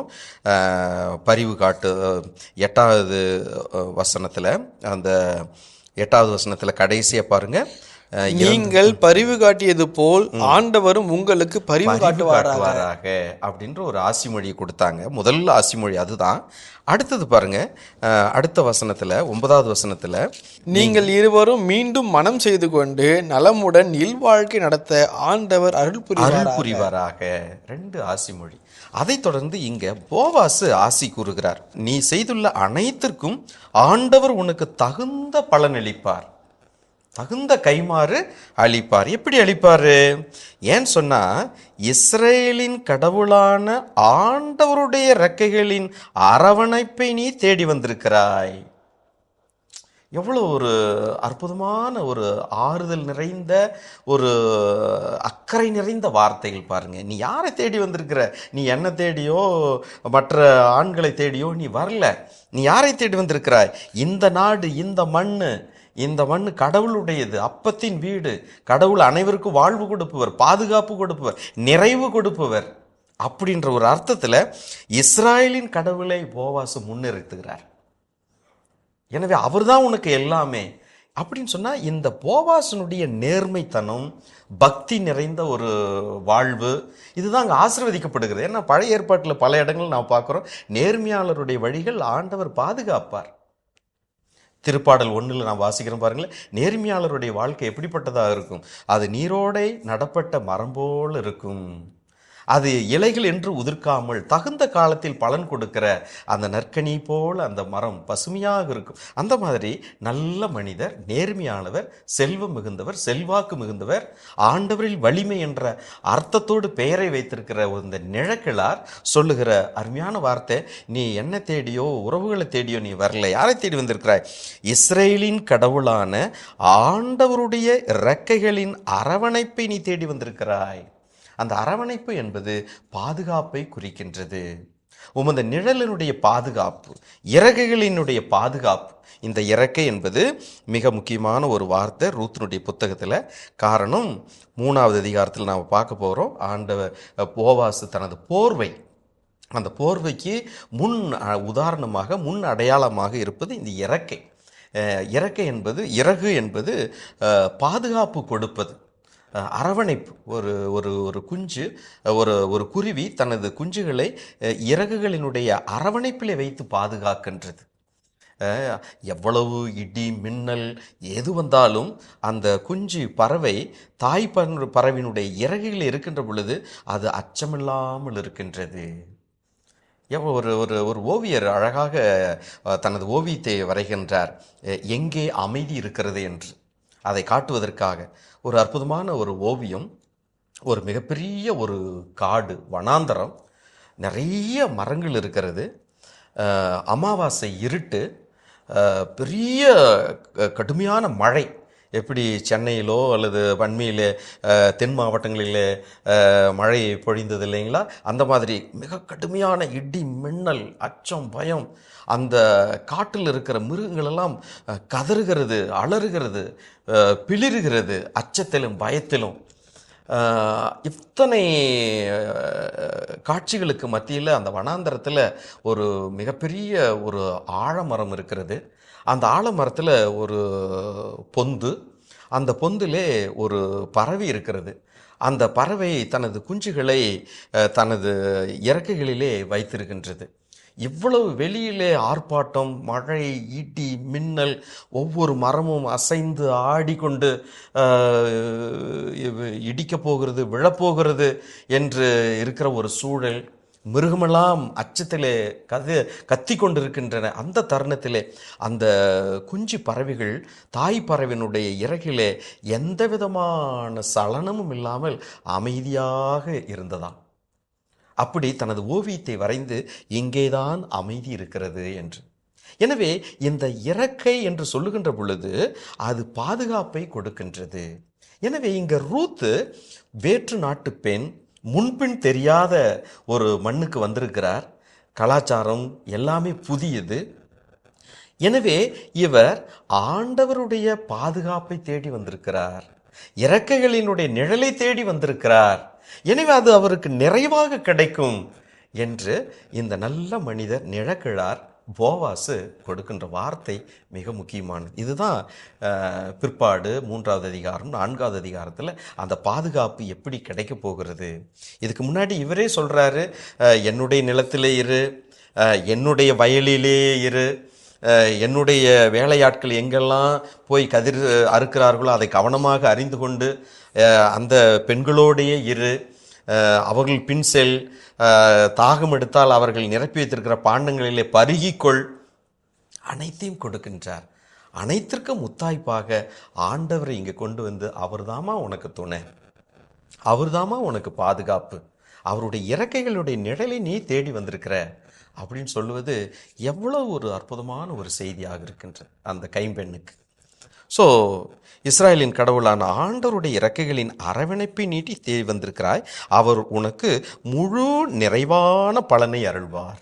முழுமையாக, குறைவாக அல்ல, முழுமையாக நீ அனுபவிக்க போகிறாய். இந்த மண்ணுக்கு நீ வந்துட்டியல்ல அந்த மாதிரி. எனவே இது மிக முக்கியமான ஒன்று. அந்த பெத்லகேம், அந்த மண், யூதாவினுடைய மண், யாவேனுடைய மண், அது வருபவர்களுக்கு வாழ்வு கொடுப்பது.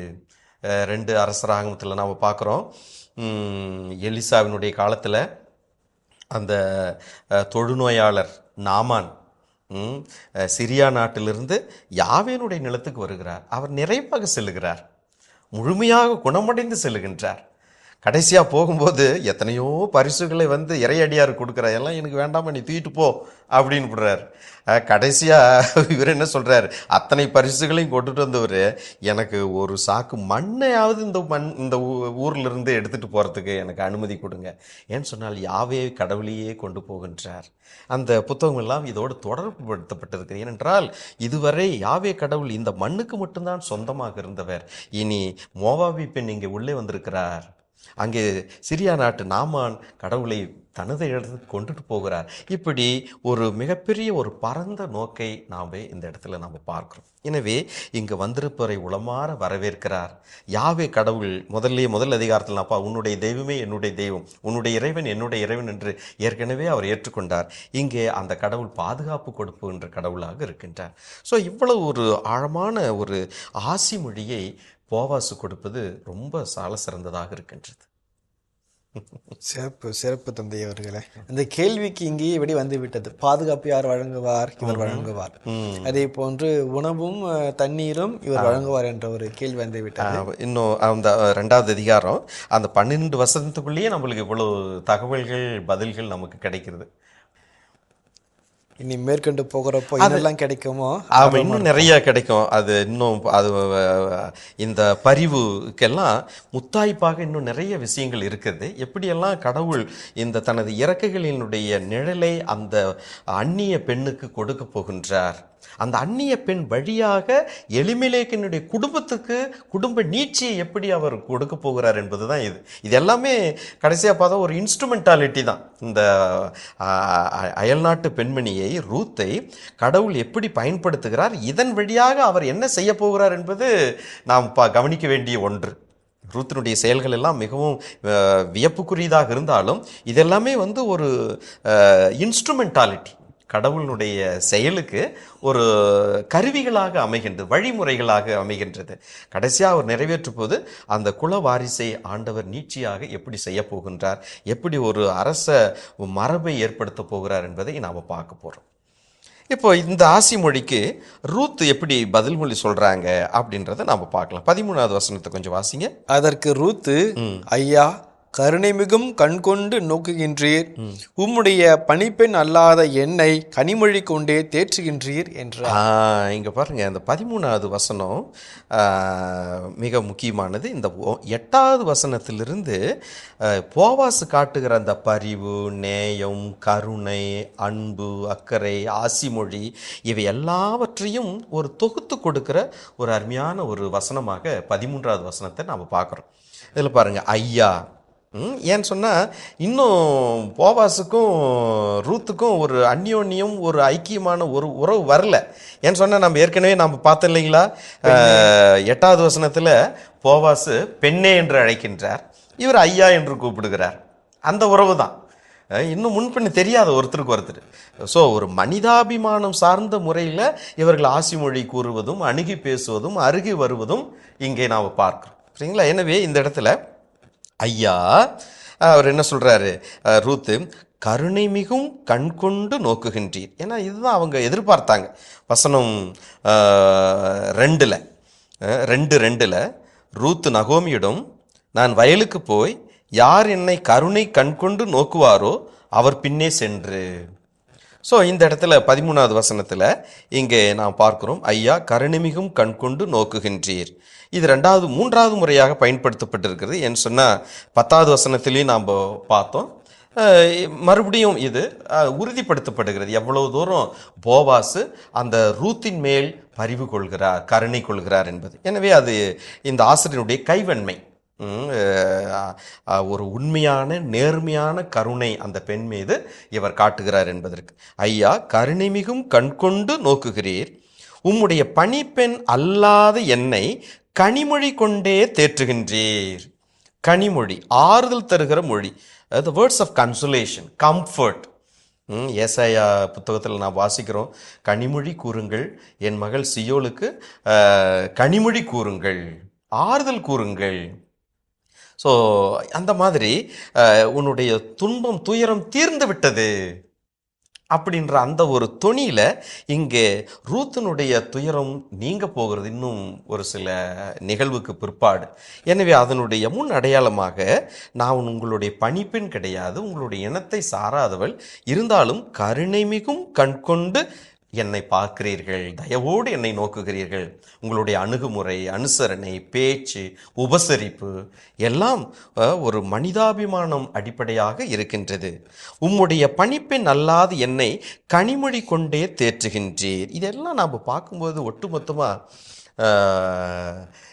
மோவாபிலிருந்து இங்கே வந்தது, ரூத்து நவோமியினுடைய பேச்சு, உரையாடல், இங்கே நாம் 2வது அதிகாரத்தில் இதுவரைக்கும் நாம் பார்த்தது, அந்த வயல்வெளியில் அந்த கண்காணிப்பாளர் ரூத்தை பற்றி சொல்லுகிற அருமையான நன்னடத்தை சான்றிதழ் வார்த்தைகள், போவாசு கூறுகிற அந்த ஆசிமொழி, ஏற்பு, இவையெல்லாம் பார்த்தா எப்படி பாருங்க, இந்த அன்பு, மனிதாபிமானம் இவெல்லாம் எல்லைகளை கடந்தது.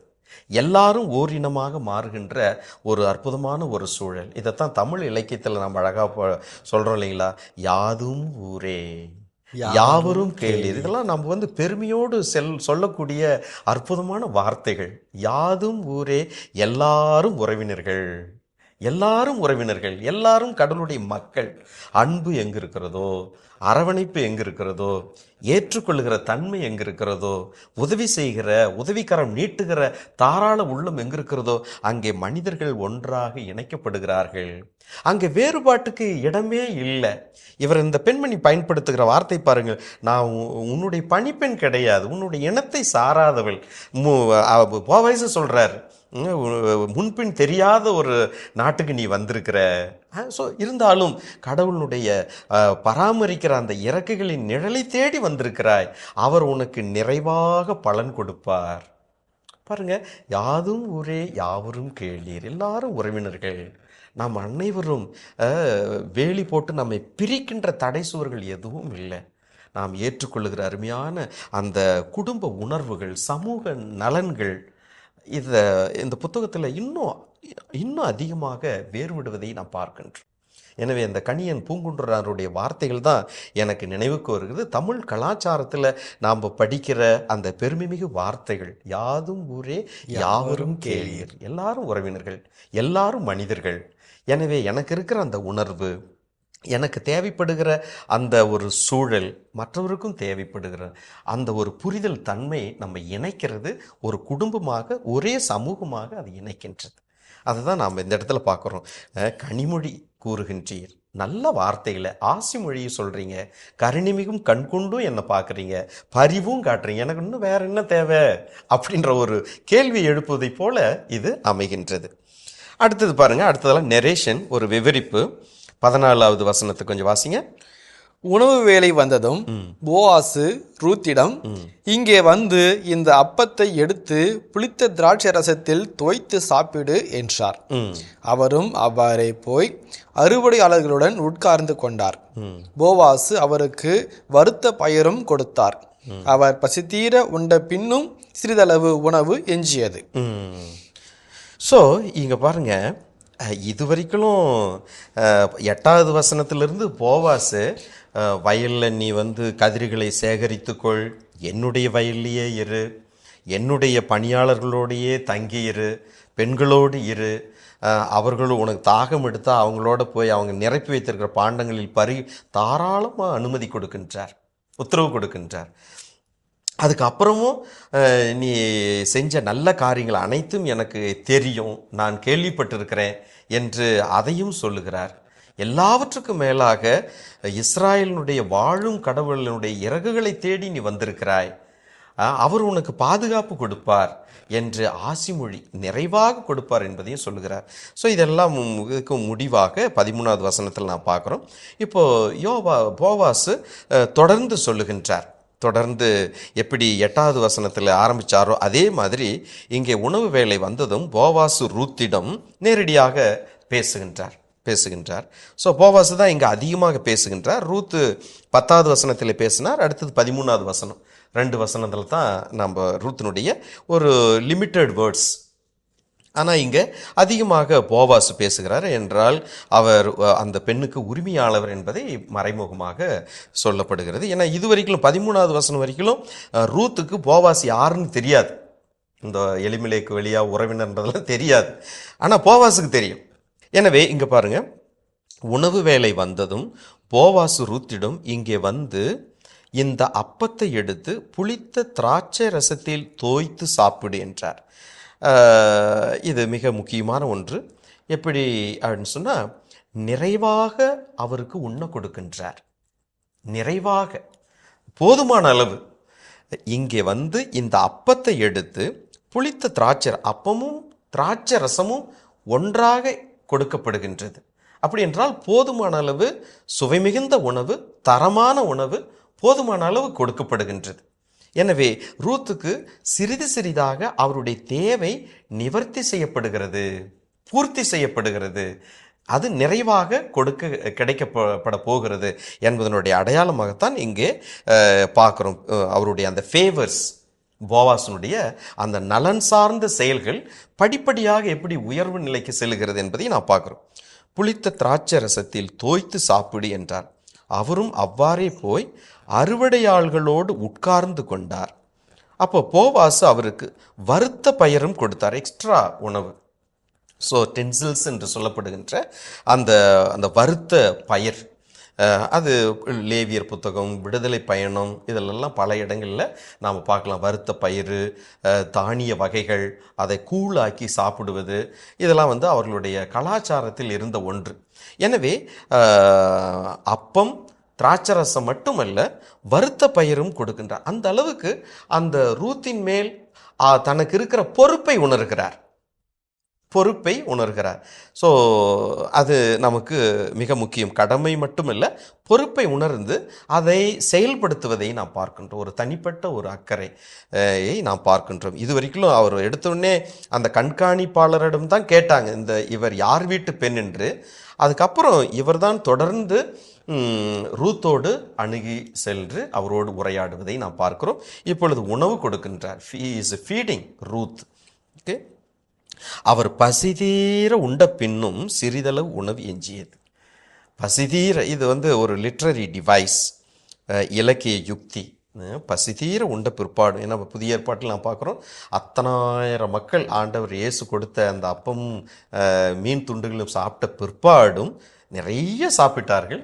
அத்தனை பேர் சாப்பிட்ட பிற்பாடும் மீதி இருந்தது. சஃபிஷியன்சி, போதுமான அளவு அவருக்கு உணவு கிடைத்தது என்பதனுடைய அடையாளமாக இதை நான் பார்க்குறோம். பசி தீர உண்ட பின், அப்போ அவர் எவ்வளோ தூரம் பசியாக இருந்தார், அவர் நல்லா சாப்பிட்டு எத்தனை நாள் ஆச்சு, அதெல்லாம் நாம் நினைத்து பார்க்க வேண்டும். ஒரு எளிமையான கைம்பெண், மாமியாவை கவனிக்க வேண்டிய ஒரு கூடுதல் பொறுப்பு, தனியாக கூட இல்லை அப்படின்னு சொன்னால் அவங்க எண்ணெய்க்கு தானியங்களை சேர்த்து நல்ல ஒரு சாப்பாடு சாப்பிட்ருப்பாங்க 2 பேரும். எனவே தான் இங்கே பார்க்குற ஒன்று, பசிதீர உண்ட பின்னும் சிறிதளவு உணவு எஞ்சியது. ஸோ ரூத்துக்கு சிறிது சிறிதாக அவருக்கு பாதுகாப்பு, அவருடைய தேவைகள் பூர்த்தி செய்யப்படுகின்றன என்பதை நாம் இங்கே பார்க்கிறோம். 15வது வசனத்தை வாசிங்க கொஞ்சம். பிறகு அவர் மீண்டும் கதிர் பொறுக்க எழுந்து சென்றார். போவாசு தம் அறுவடையாளர்களிடம், அரிக்கட்டுகள் கிடைக்கும் இடத்திலும் அவள் கதிர் பொறுக்கட்டும், அவளை யாரும் அதட்ட வேண்டாம். ஓகே, தொடர்ந்து போவாசனுடைய அந்த அன்பு செயல், அக்கறையான அணுகுமுறை இங்கே முன்னெடுத்து செல்லப்படுகின்றது. இதுவரைக்கும் அவருக்கு உதவி செய்கிறார் தானாகவே, ஒன் சைட். பிறகு அவர் மீண்டும் கதிர் பொறுக்க எழுந்து சென்றார். பசி தீர உண்டவர் எழுந்து வேலை செய்ய போகிறார். ஏன்னா she is a industrious woman, கடுமையாக வேலை செய்யக்கூடிய பெண்மணி. என்ன சொன்னால், இங்கே ஏற்கனவே நாம் பார்த்தோம் 7வது வசனத்தில் 2:7, காலை முதல் இதுவரையில் அவள் சிறிதும் ஓய்வின்றி கதிர் பொறுக்கிக் கொண்டிருந்தாள்.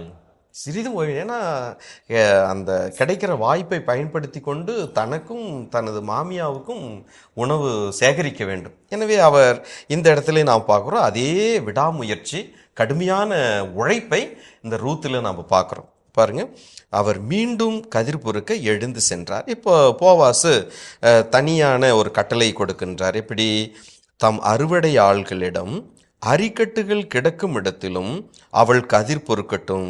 அரிக்கட்டுகள் கிடக்கும் இடம் அதிகமாக அந்த தானியங்கள் சிந்தி சிதறி கிடக்கக்கூடிய ஒரு இடம். ஏன்னா எல்லாமே கட்டுகளாக கட்டி கொண்டுட்டு அங்கே ஒரு இடத்துல வைக்கின்ற இடம். அதனால் அங்கே சிந்தி நிறைய இருப்பதற்கு வாய்ப்புகள் அதிகம். கதிர், அந்த அரிக்கட்டுகள் எல்லாம் வயலிலே சேகரித்து ஒரு இடத்துல நாம் வைத்திருப்போம். அதிலிருந்து கொண்டுட்டு எல்லாமே ஒரே இடத்துல சேர்க்கின்ற பொழுது அங்கே சிந்தி சிதறி கிடப்பது இன்னும் அதிகமாக இருக்கும். அதை சேகரிப்பதற்கு கொஞ்சம் எளிதாக இருக்கும். கூட்டி கூட வாரிக்கொள்ளலாம். ஒவ்வொன்றா பொறுக்குவதை விட கொஞ்சம் கூட்டி வாரும்போது கொஞ்சம் கூடுதலாக கிடைக்கும், இல்லைங்களா? அந்த மாதிரி அவர் சொல்கிறாரு, கிடக்கும் இடத்தில் அரிக்கட்டுகள் கிடக்கும் இடத்திலும் அவள் கதிர் பொறுக்கட்டும், அவளை யாரும் அதட்ட வேண்டாம், சத்தம் போட வேண்டாம். பாருங்க, அதட்ட வேண்டாம். ஏன்னா இங்கே அவர் கனிமொழி கூறி அவரை தேற்றுகிறார். எனவே வேலையாட்கள் அவரை எந்த தொந்தரவும் செய்ய வேண்டாம், அதட்ட வேண்டாம், சத்தம் போட வேண்டாம் அப்படின்று அவர் he is very much sensitive to the need of the needy. அதைத்தான் நான் பார்க்குறேன். ஒரு தேவையில் இருக்கின்ற அந்த நபருடைய உணர்வுகளை மதிக்கின்ற ஒரு நபராக இந்த போவாஸ் இருக்கின்றார். எனவே சத்தம் போடாதீங்க என்றார். 16வது வசனம் கொஞ்சம் வாசிங்க.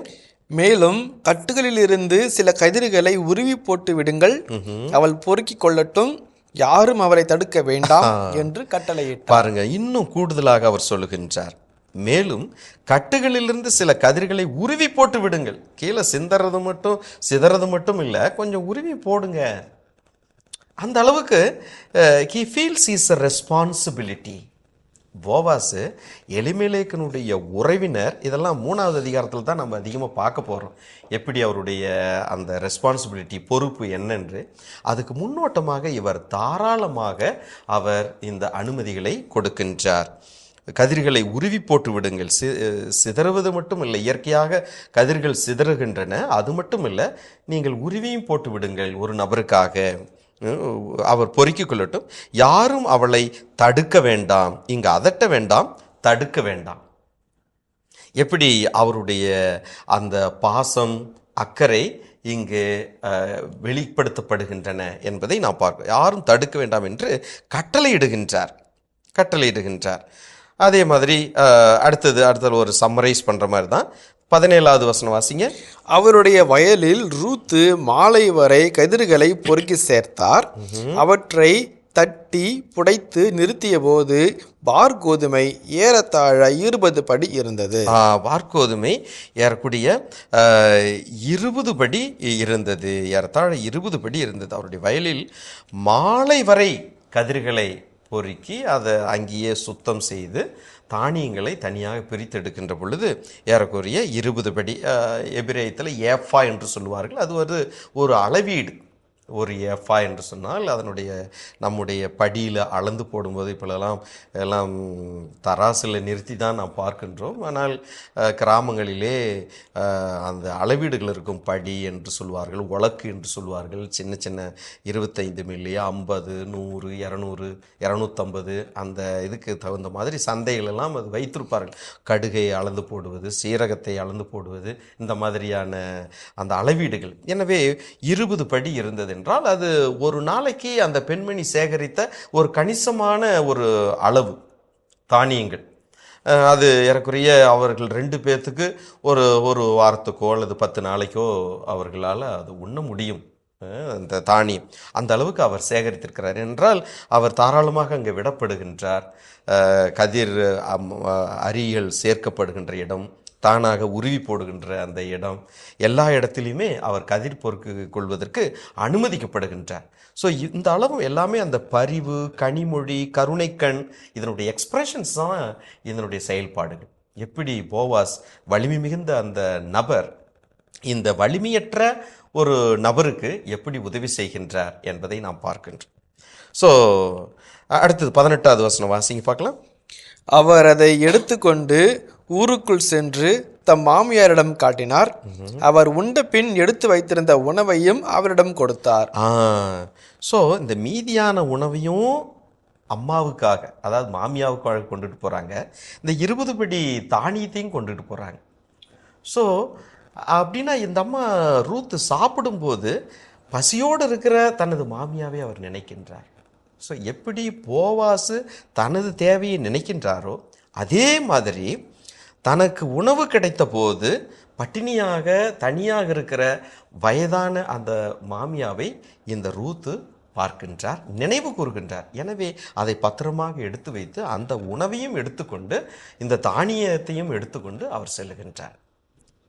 ஸோ இந்த ஒரு நிகழ்ச்சி செயல்பாடு எதை நமக்கு வெளிப்படுத்துகிறது என்றால், மீண்டும் அந்த மாமியார் அந்த மருமகள் இந்த இருவருக்கும் இருக்கக்கூடிய ஒரு நிபந்தனையில்லாத ஒரு உறவு, பாசம், அன்கண்டிஷனல் கம்பேஷன் என்று நாம் சொல்லுவோம்.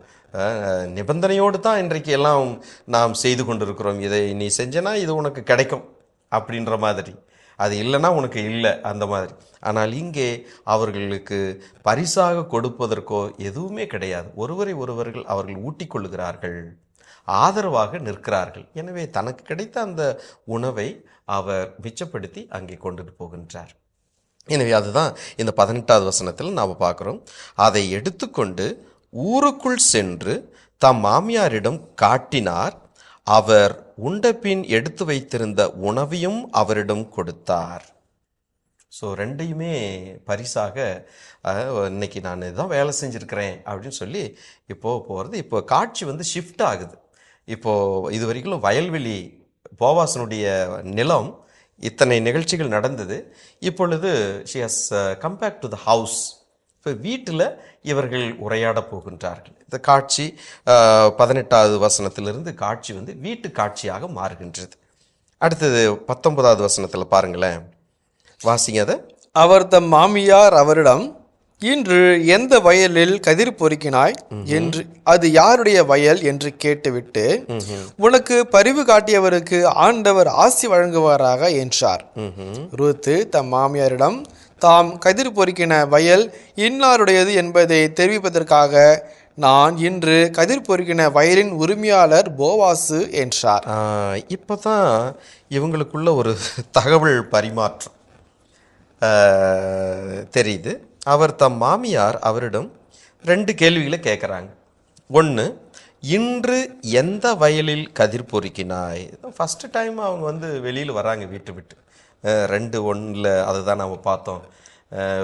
யாருடைய கண்களிலிருந்து எனக்கு கருணை கிடைக்கிறதோ அவர்கள் பின்னால் சென்று அவர்களுடைய வயலில் நான் கதிர் பொறிக்க கொள்கிறேன், எனக்கு அதுக்கு மட்டும் அனுமதி கொடுங்க. அப்போ தான் வர்றாங்க, இது எல்லாமே நடக்கின்றது. ஸோ இவங்க திரும்பி போயிட்டாங்க. ஸோ ஃபஸ்ட்டு அவங்க கேட்குற கேள்வி, இன்று எந்த வயலில் கதிர் பொறுக்கினாய், யாருடைய வயல் அது? ஸோ 2 கேள்வி என்று கேட்டுவிட்டு உடனே இது வந்து ஒரு வசனத்தினுடைய ஒரு தொய்வு அல்லது ஒரு இடைவெளியை நாம் பார்க்கின்றோம். ரூத்து பதில் சொல்வதற்கு முன்னதாகவே நகோமி அவங்களுக்கு ஆசி மொழி கூறுகிறார்கள்.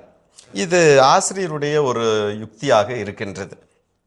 ஒருவேளை இந்த உணவையெல்லாம் பார்த்துவிட்டு ஒரு நல்ல மனிதராக இருக்கும், நல்ல நிலமாக இருக்கும், ஒரு தாராள பிரபு என்று அவர் யூகித்திருக்கலாம்.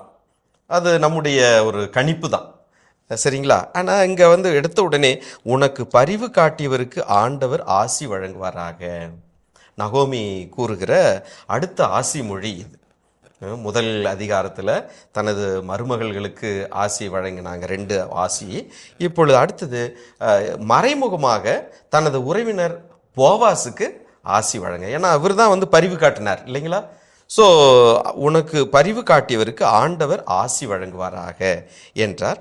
அப்புறம் ரூத்து தம் மாமியாரிடம் தாம் கதிர் பொறுக்கின வயல் இன்னாருடையது என்பதை தெரிவிப்பதற்காக, நான் இன்று கதிர் பொறுக்கின வயலின் உரிமையாளர் போவாசு என்றார்.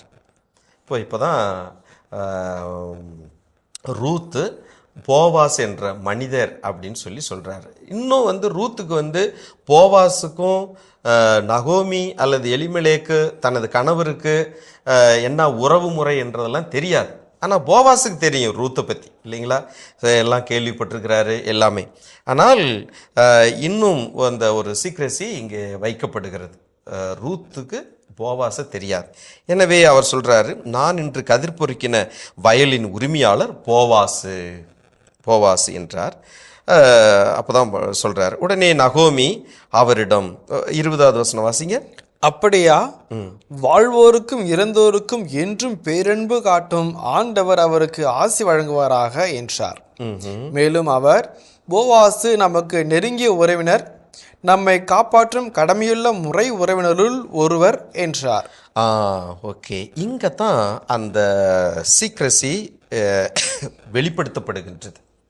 நகோமி அவரிடம் அப்படியா, ஒரு ஆச்சரியம் நிறைந்த ஒரு கேள்வி, ஒரு சர்ப்ரைஸ். அப்படியா, சரியான இடத்துக்கு நீ போயிருக்கிறியே, சரியான ஆளை நீ சந்திச்சிருக்கிறியே அப்படின்ற ஒரு தொனியில் எழுப்பப்படுகிற ஒரு ஆச்சரியம் நிறைந்த ஒரு வியப்பு, ஒரு திகைப்போடு இருக்கக்கூடிய ஒரு கேள்வி இது.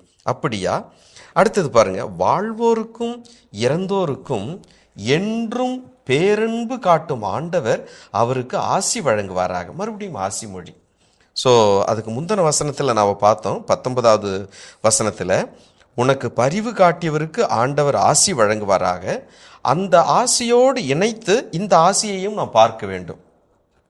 வாழ்வோருக்கும் இறந்தோருக்கும் என்றும் பேரன்பு காட்டும் ஆண்டவர் அவருக்கு ஆசி வழங்குவாராக. இங்கே போவாசு, நவோமி இவர்கள் 2 பேருமே பயன்படுத்துகிற அந்த வார்த்தையை நாம் பார்க்கணும். அவங்க எப்படி நல்லவங்க என்பதற்கு அவர்கள் பயன்படுத்துகிற வார்த்தைகள் நமக்கு ஆதாரமாக அமைகின்றன. இங்கே 12வது வசனத்தில் நாம் பார்த்தோம் நன்றாக. போவாசு ரூத்திடத்தில் சொல்லுகிறார், நீ செய்துள்ள அனைத்திற்கும் ஆண்டவர் தாமே உனக்கு தகுந்த பலனளிப்பார். அந்த ஆண்டவர் யாரு, எப்படிப்பட்டவர்? இஸ்ராயலின் கடவுளான ஆண்டவருடைய ரெக்கைகளின் அரவணைப்பை நீ தேடி வந்திருக்கிறாய். நகோமி போவாஸுக்கு கொடுக்கிற ஒரு ஆசி மொழி. இந்த ஆசி மொழியில் கடவுளுடைய அவர் எப்படிப்பட்ட கடவுள், இறந்தோருக்கும் வாழ்வோருக்கும் பேரன்பு காட்டுகின்ற கடவுள் என்று, அவர் எப்படிப்பட்ட கடவுள் என்ற அந்த ஒரு பிக்சரை, ஒரு இமேஜ் ஆஃப் காடை நாம் அங்கே பார்க்குறோம் சரிங்களா. அப்புறம் போவாஸ் யார் என்பதை பற்றி ரூத்துக்கு தகவலாக நவோமி சொல்கிறாங்க.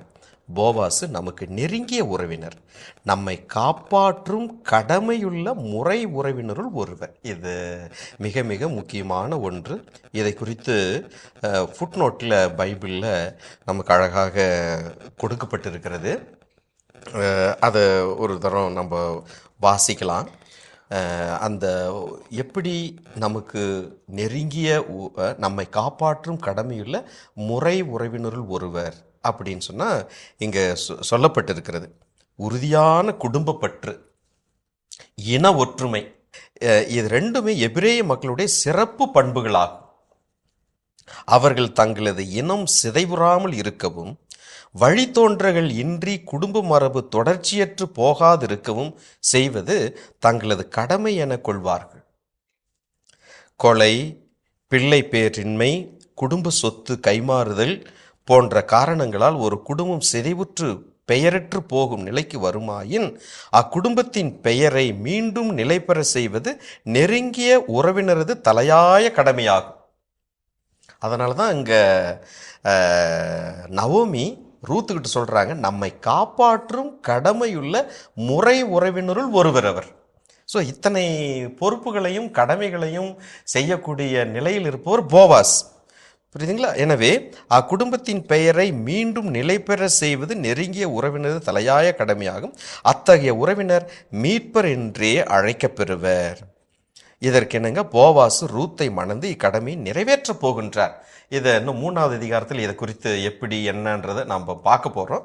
ஸோ இந்த இடத்துல ஏன் இந்த இடத்துல ஸ்டார் மார்க் போட்டிருக்கிறாங்க அப்படின்றதனுடைய காரணத்தை மட்டும் நாம் பார்த்துக்கிட்டோம். அந்த நம்மை காப்பாற்றும் கடமையுள்ள முறை உறவினர்னா யார், எந்த சூழ்நிலையில் அவர் காப்பாற்ற போகிறார் என்பதனுடைய சூழ்நிலை தான் இங்கே ஃபுட்நோட்டில் அழகாக நமக்கு கொடுக்கப்பட்டிருக்குது. 21வது வசனத்தில் ரூத் மறுபடியும் பேசுகிறாங்க, நவோமிக்கு பதில் மொழி சொல்கிறாங்க. அதை கொஞ்சம் வாசிங்க. மோவாபியரான ரூத்து மீண்டும், அவர் அறுவடை முடியும் வரை தம்முடைய ஆள்களுடன் நான் கதிர் பொறுக்கிக் கொள்ளலாம் என்று என்னிடம் சொன்னார் என்றார். ஸோ அவர் சொன்னதையும் இங்கே தனது மாமியார் இடத்திலே சொல்லுகிறார்கள். அவர் என்ன சொன்னார் அப்படின்னு சொல்லி, அறுவடை முடியும் வரை தம்முடைய ஆட்களோடு நான் கதிர் பொறுக்கிக் கொள்ளலாம் என்று என்னிடம் சொன்னார். வார்கோதுமை அறுவடை காலம். ஸோ அதுதான் இங்கே வாழ்க்கை சூழல். வயல்வெளிக்கு சென்று மக்கள் வேலை செய்கிறார்கள், அறுவடை செய்கிறார்கள். எனவே இது வார்கோதுமை சீசன், ஹார்வெஸ்டிங் சீசன் என்பது இங்கே உறுதிப்படுத்தப்படுகிறது. அது முடியும் வரை தனது வயலில் தனது ஊழியர்களோடு பணியாளர்களோடு நான் கதிர் பொறுக்கிக் கொள்ளலாம் என்கிற அதையும் எனக்கு அவங்க சொன்னாங்க என்று சொன்னாங்க. உடனே 22வது வசனத்தில் நகோமி பேசுகிறார்கள் ரூத்திடம். நகோமி தம் மருமகள் ரூத்திடம், ஆம் மகளே, நீ அவருடைய பணிப்பெண்களோடு இருப்பதுதான் நல்லது. வேறொருவனது வயலுக்கு நீ போனால் அங்குள்ள ஆண்கள் உனக்கு தொந்தரவு கொடுக்கக்கூடும் என்று சொன்னார். இங்கே பாருங்க, மறுபடியும் நகோமி மாமியார் தனது மருமகளுக்காக பயன்படுத்துகிற வார்த்தை மகளே, ஆம் மகளே. ஸோ அது தொடர்ந்து எப்படி அது விட்டு போகாமல் தொடர்ந்து ஒரு நீட்சியாக வருகிறது என்பது நாம் கவனத்தில் கொள்ள வேண்டும். ஆம் மகளே, நீ அவருடைய பணிப்பெண்களோடு இருப்பது தான் நல்லது. ஆக நல்லதைத்தான் போவாசு ரூத்துக்கு சொல்லியிருக்கிறார். மீண்டும் மீண்டும் சொன்னார். 8வது வசனத்திலிருந்து, அறுவடையாளர்கள் வேலை செய்யும் இடத்தை நன்றாக கவனித்து அங்கே போய் அவர்கள் பின்னால் கதிர் பொறுக்கும் பெண்களோடு நீயும் இரு. 9வது வசனம். அதே தான் இந்த இடத்துல நகோமியும் சொல்லுகிறார்கள். அதுதான் உன்னுடைய பாதுகாப்பு. வேறு வயலுக்கு நீ போனால் அங்குள்ள ஆண்கள் உனக்கு தொந்தரவு கொடுக்கக்கூடும் என்று சொன்னார்கள். அடுத்தது 23வது வசனம் இந்த 2வது அதிகாரத்துக்கு ஒரு சம்மரியாக அமைகின்றது. பாருங்க, அவ்வாறே மாமியா சொன்ன மாதிரியே ரூத்து போவாசின் பணிப்பெண்களை விட்டு பிரியாதிருந்து வார்கோதுமையும் கோதுமையும் அறுவடையாகும் வரை கதிர் பொறுக்கி வந்தார். தாம் மாமியாருடனேயே தங்கியிருந்தார். இது ஒரு கால இடைவெளி. எவ்வளவு நாள் அது ஹார்வெஸ்டிங் சீசன், அறுவடை காலம் இருந்தது. அந்த அறுவடை காலத்தில் இந்த ரூத்து என்ன செஞ்சிட்டு இருந்தாங்க, போய் வயலில் வேலை செஞ்சாங்க. அந்த நாட்களில் தனது மாமியாரோடு அவர் தங்கியிருந்தார் என்று ஒரு இந்த கதையினுடைய ஒரு தொடர்ச்சியை இந்த இடத்துல கொண்டுட்டு வரும். இதை வாசிக்கின்ற பொழுது அப்போ அடுத்தது என்ன, இப்படியே தானா, அடுத்தது இந்த இளம்பெண் எப்படி தனது வாழ்க்கை துணை, இப்போ 2வது அதிகாரத்தில் அவருக்கு உணவு நிறைவாக கிடைத்தது, பாதுகாப்பு கிடைக்கின்றது, போதுமான அளவு தண்ணீர் கிடைக்கின்றது, அப்பம் ரசம் இது எல்லாமே அவங்களுக்கு கிடைக்கிறது. கண்ணு கெட்டிய தூரத்தில் உறவும் இருக்கிறது திருமணத்திற்கு, ஆனால் இன்னும் அது நடைபெறவில்லை. ஸோ இந்த ஒரு எதிர்பார்ப்புகளெல்லாம் எப்படி இன்னும் அது நிறைவு, அந்த உறவு நிலை குடும்ப சந்ததியை பெருக்க வேண்டும் அல்லது உருவாக்க வேண்டும், குடும்பத்தினுடைய அந்த குலத்தினுடைய நீட்சியை ஏற்படுத்த வேண்டும், இது தொக்கி நிற்கிறது. ஸோ இந்த ஒரு இதோட இந்த பெண்மணி தனது மாமியாருடனேயே தங்கியிருந்தார் என்று இது முடிக்கப்படுகின்றது. அப்போ முதல் அதிகாரம். 2வது அதிகாரத்தில் நாம் பார்த்தோம் அப்படின்னு சொன்னோம்னாக்கா, இது வரைக்கும் நாம் பார்த்த இது கடவுள் கருணையோடு அந்த ஏழை பெண்மணியை கண்ணோக்குகின்றார். போவாசின் வழியாக போய் வேலை செய்வதற்கு, பயமில்லாமல் வேலை செய்வதற்கு நிலத்தை ஆண்டவர் காட்டி கொடுக்கின்றார், போவாஸை காட்டி கொடுக்கின்றார். போவாசு வலிமை மிகுந்த ஒரு மனிதர். இன் ஹிம் இஸ் ஸ்ட்ரென்த். அந்த ஸ்ட்ரென்த் எப்படியெல்லாம் வலிமை வெளிக்காட்டப்படுகிறது, அவருடைய வார்த்தை, அவருடைய தாராள உள்ளம், அணுகுமுறை, இதெல்லாமே அவருடைய பேரன்பை நமக்கு வெளிப்படுத்துகிறது. வயலில் இருக்கிற பிற தொழிலாளர்கள் அவரை விரட்டல, அவருக்கு போதுமான பக்கபலமாக ஆதரவு கரம் நீட்டுகிறார்கள். இது எல்லாமே இங்கே இருக்கிறோம். எல்லாவற்றுக்கும் மேலாக இந்த பெண்மணி ரூத்து மோவாபிய பெண், இஸ்ராயலினுடைய ஆண்டவருடைய பாதுகாப்பு அளிக்கிற அந்த இறக்கின் நிழலை தேடி அவர் வந்திருக்கிறார். அவர் ஒருபோது வெறுமையாக திரும்ப மாட்டார், அவர் வெறுமையாக இருக்கப்பட மாட்டார் என்பது இந்த 2வது அதிகாரத்தில் நாம் பார்க்கக்கூடிய அருமையான கருத்து குவியல்கள். இதோட இந்த பகுதி நிறைவு பெறுகிறது. 3வது அதிகாரத்தில் எப்படி கண்ணு கட்டி தூரத்தில் உறவாடுகிற அந்த உறவை எப்படி ரூத் என்கிற அந்த இளம் விதவை சொந்தம் கொண்டாட போகிறார், எப்படியெல்லாம் அதை செய்ய போகிறார் என்பது நமது கேள்விகளோடு 3வது அதிகாரத்தை நாம் தொடங்கும். நன்றி நன்றி தந்தை அவர்களே. எனது எதிர்பார்ப்புகளையும் நிறைவேறிவிட்டது. நான் அடுத்து என்ன கேள்வி கேட்க வேண்டும், அதற்கும் நீங்கள் விடை சொல்லிவிட்டீர்கள். மிகவும் நன்றி தந்தை அவர்களே. இனிய இதயங்களே, இதுவரை நாம் எடுத்து வாசி நிகழ்ச்சியில் ரூத்து புத்தகத்திற்குண்டான 2ஆம் அதிகாரத்துக்குண்டான இறை விவிலிய விளக்கங்களுக்கு செவிமடுத்திருக்கின்றோம். இனி இந்த அதிகாரத்தின் இறை வசனங்களுக்கு செவிமடுப்போம். ரூத்து ஆகமம் அதிகாரம் 2. நகோமிக்கு போவாசு என்ற உறவினர் ஒருவர் இருந்தார். அவர் செல்வமும் செல்வாக்கும் உடையவர், எலிமலேக்கின் வழியில் உறவானவர். ரூத்து நகோமியிடம், நான் வயலுக்கு போய் யார் என்னை கருணை கண் கொண்டு நோக்குவாரோ அவர் பின்னே சென்று கதிர்களை பொறுக்கிக் கொண்டு வருகிறேன், எனக்கு அனுமதி தாரும் என்றார். அவரும், போய் வா மகளே என்றார். ரூத்து ஒரு வயலுக்கு போய் அறுவடை ஆள்கள் பின்னால் சென்று அவர்கள் சிந்திய கதிர்களை பொறுக்கிச் சேர்த்தார். தற்செயலாக அவர் போயிருந்த அந்த வயல் எலிமலேக்கிற்கு உறவினரான போவாசுக்கு உரியதாயிருந்தது. சிறிது நேரம் கழித்து போவாசு பெத்லகேமிலிருந்து அங்கு வந்து சேர்ந்தார். அவர் அறுவடையாளர்களை நோக்கி, ஆண்டவர் உங்களோடு இருப்பாராக என்றார். அவர்களும், ஆண்டவர் உமக்கு ஆசி வழங்குவாராக என்றார்கள். அவர் அறுவடையாள்களின் கண்காணியிடம், இவள் யார் வீட்டு பெண் என்று கேட்டார். அதற்கு அறுவடையாள்களுக்கு மேற்பார்வையாளராய் நியமிக்கப்பட்டிருந்த வேலையாள், இவள்தான் மோவாபு நாட்டிலிருந்து திரும்பியுள்ள நகோமியோடு வந்திருக்கும் மோவாபிய பெண். அறுவடையாள்களின் பின்னே சென்று சிந்தும் கதிர்களை பொறுக்கிக் கொள்வதற்கு என்னிடம் அனுமதி கேட்டாள்.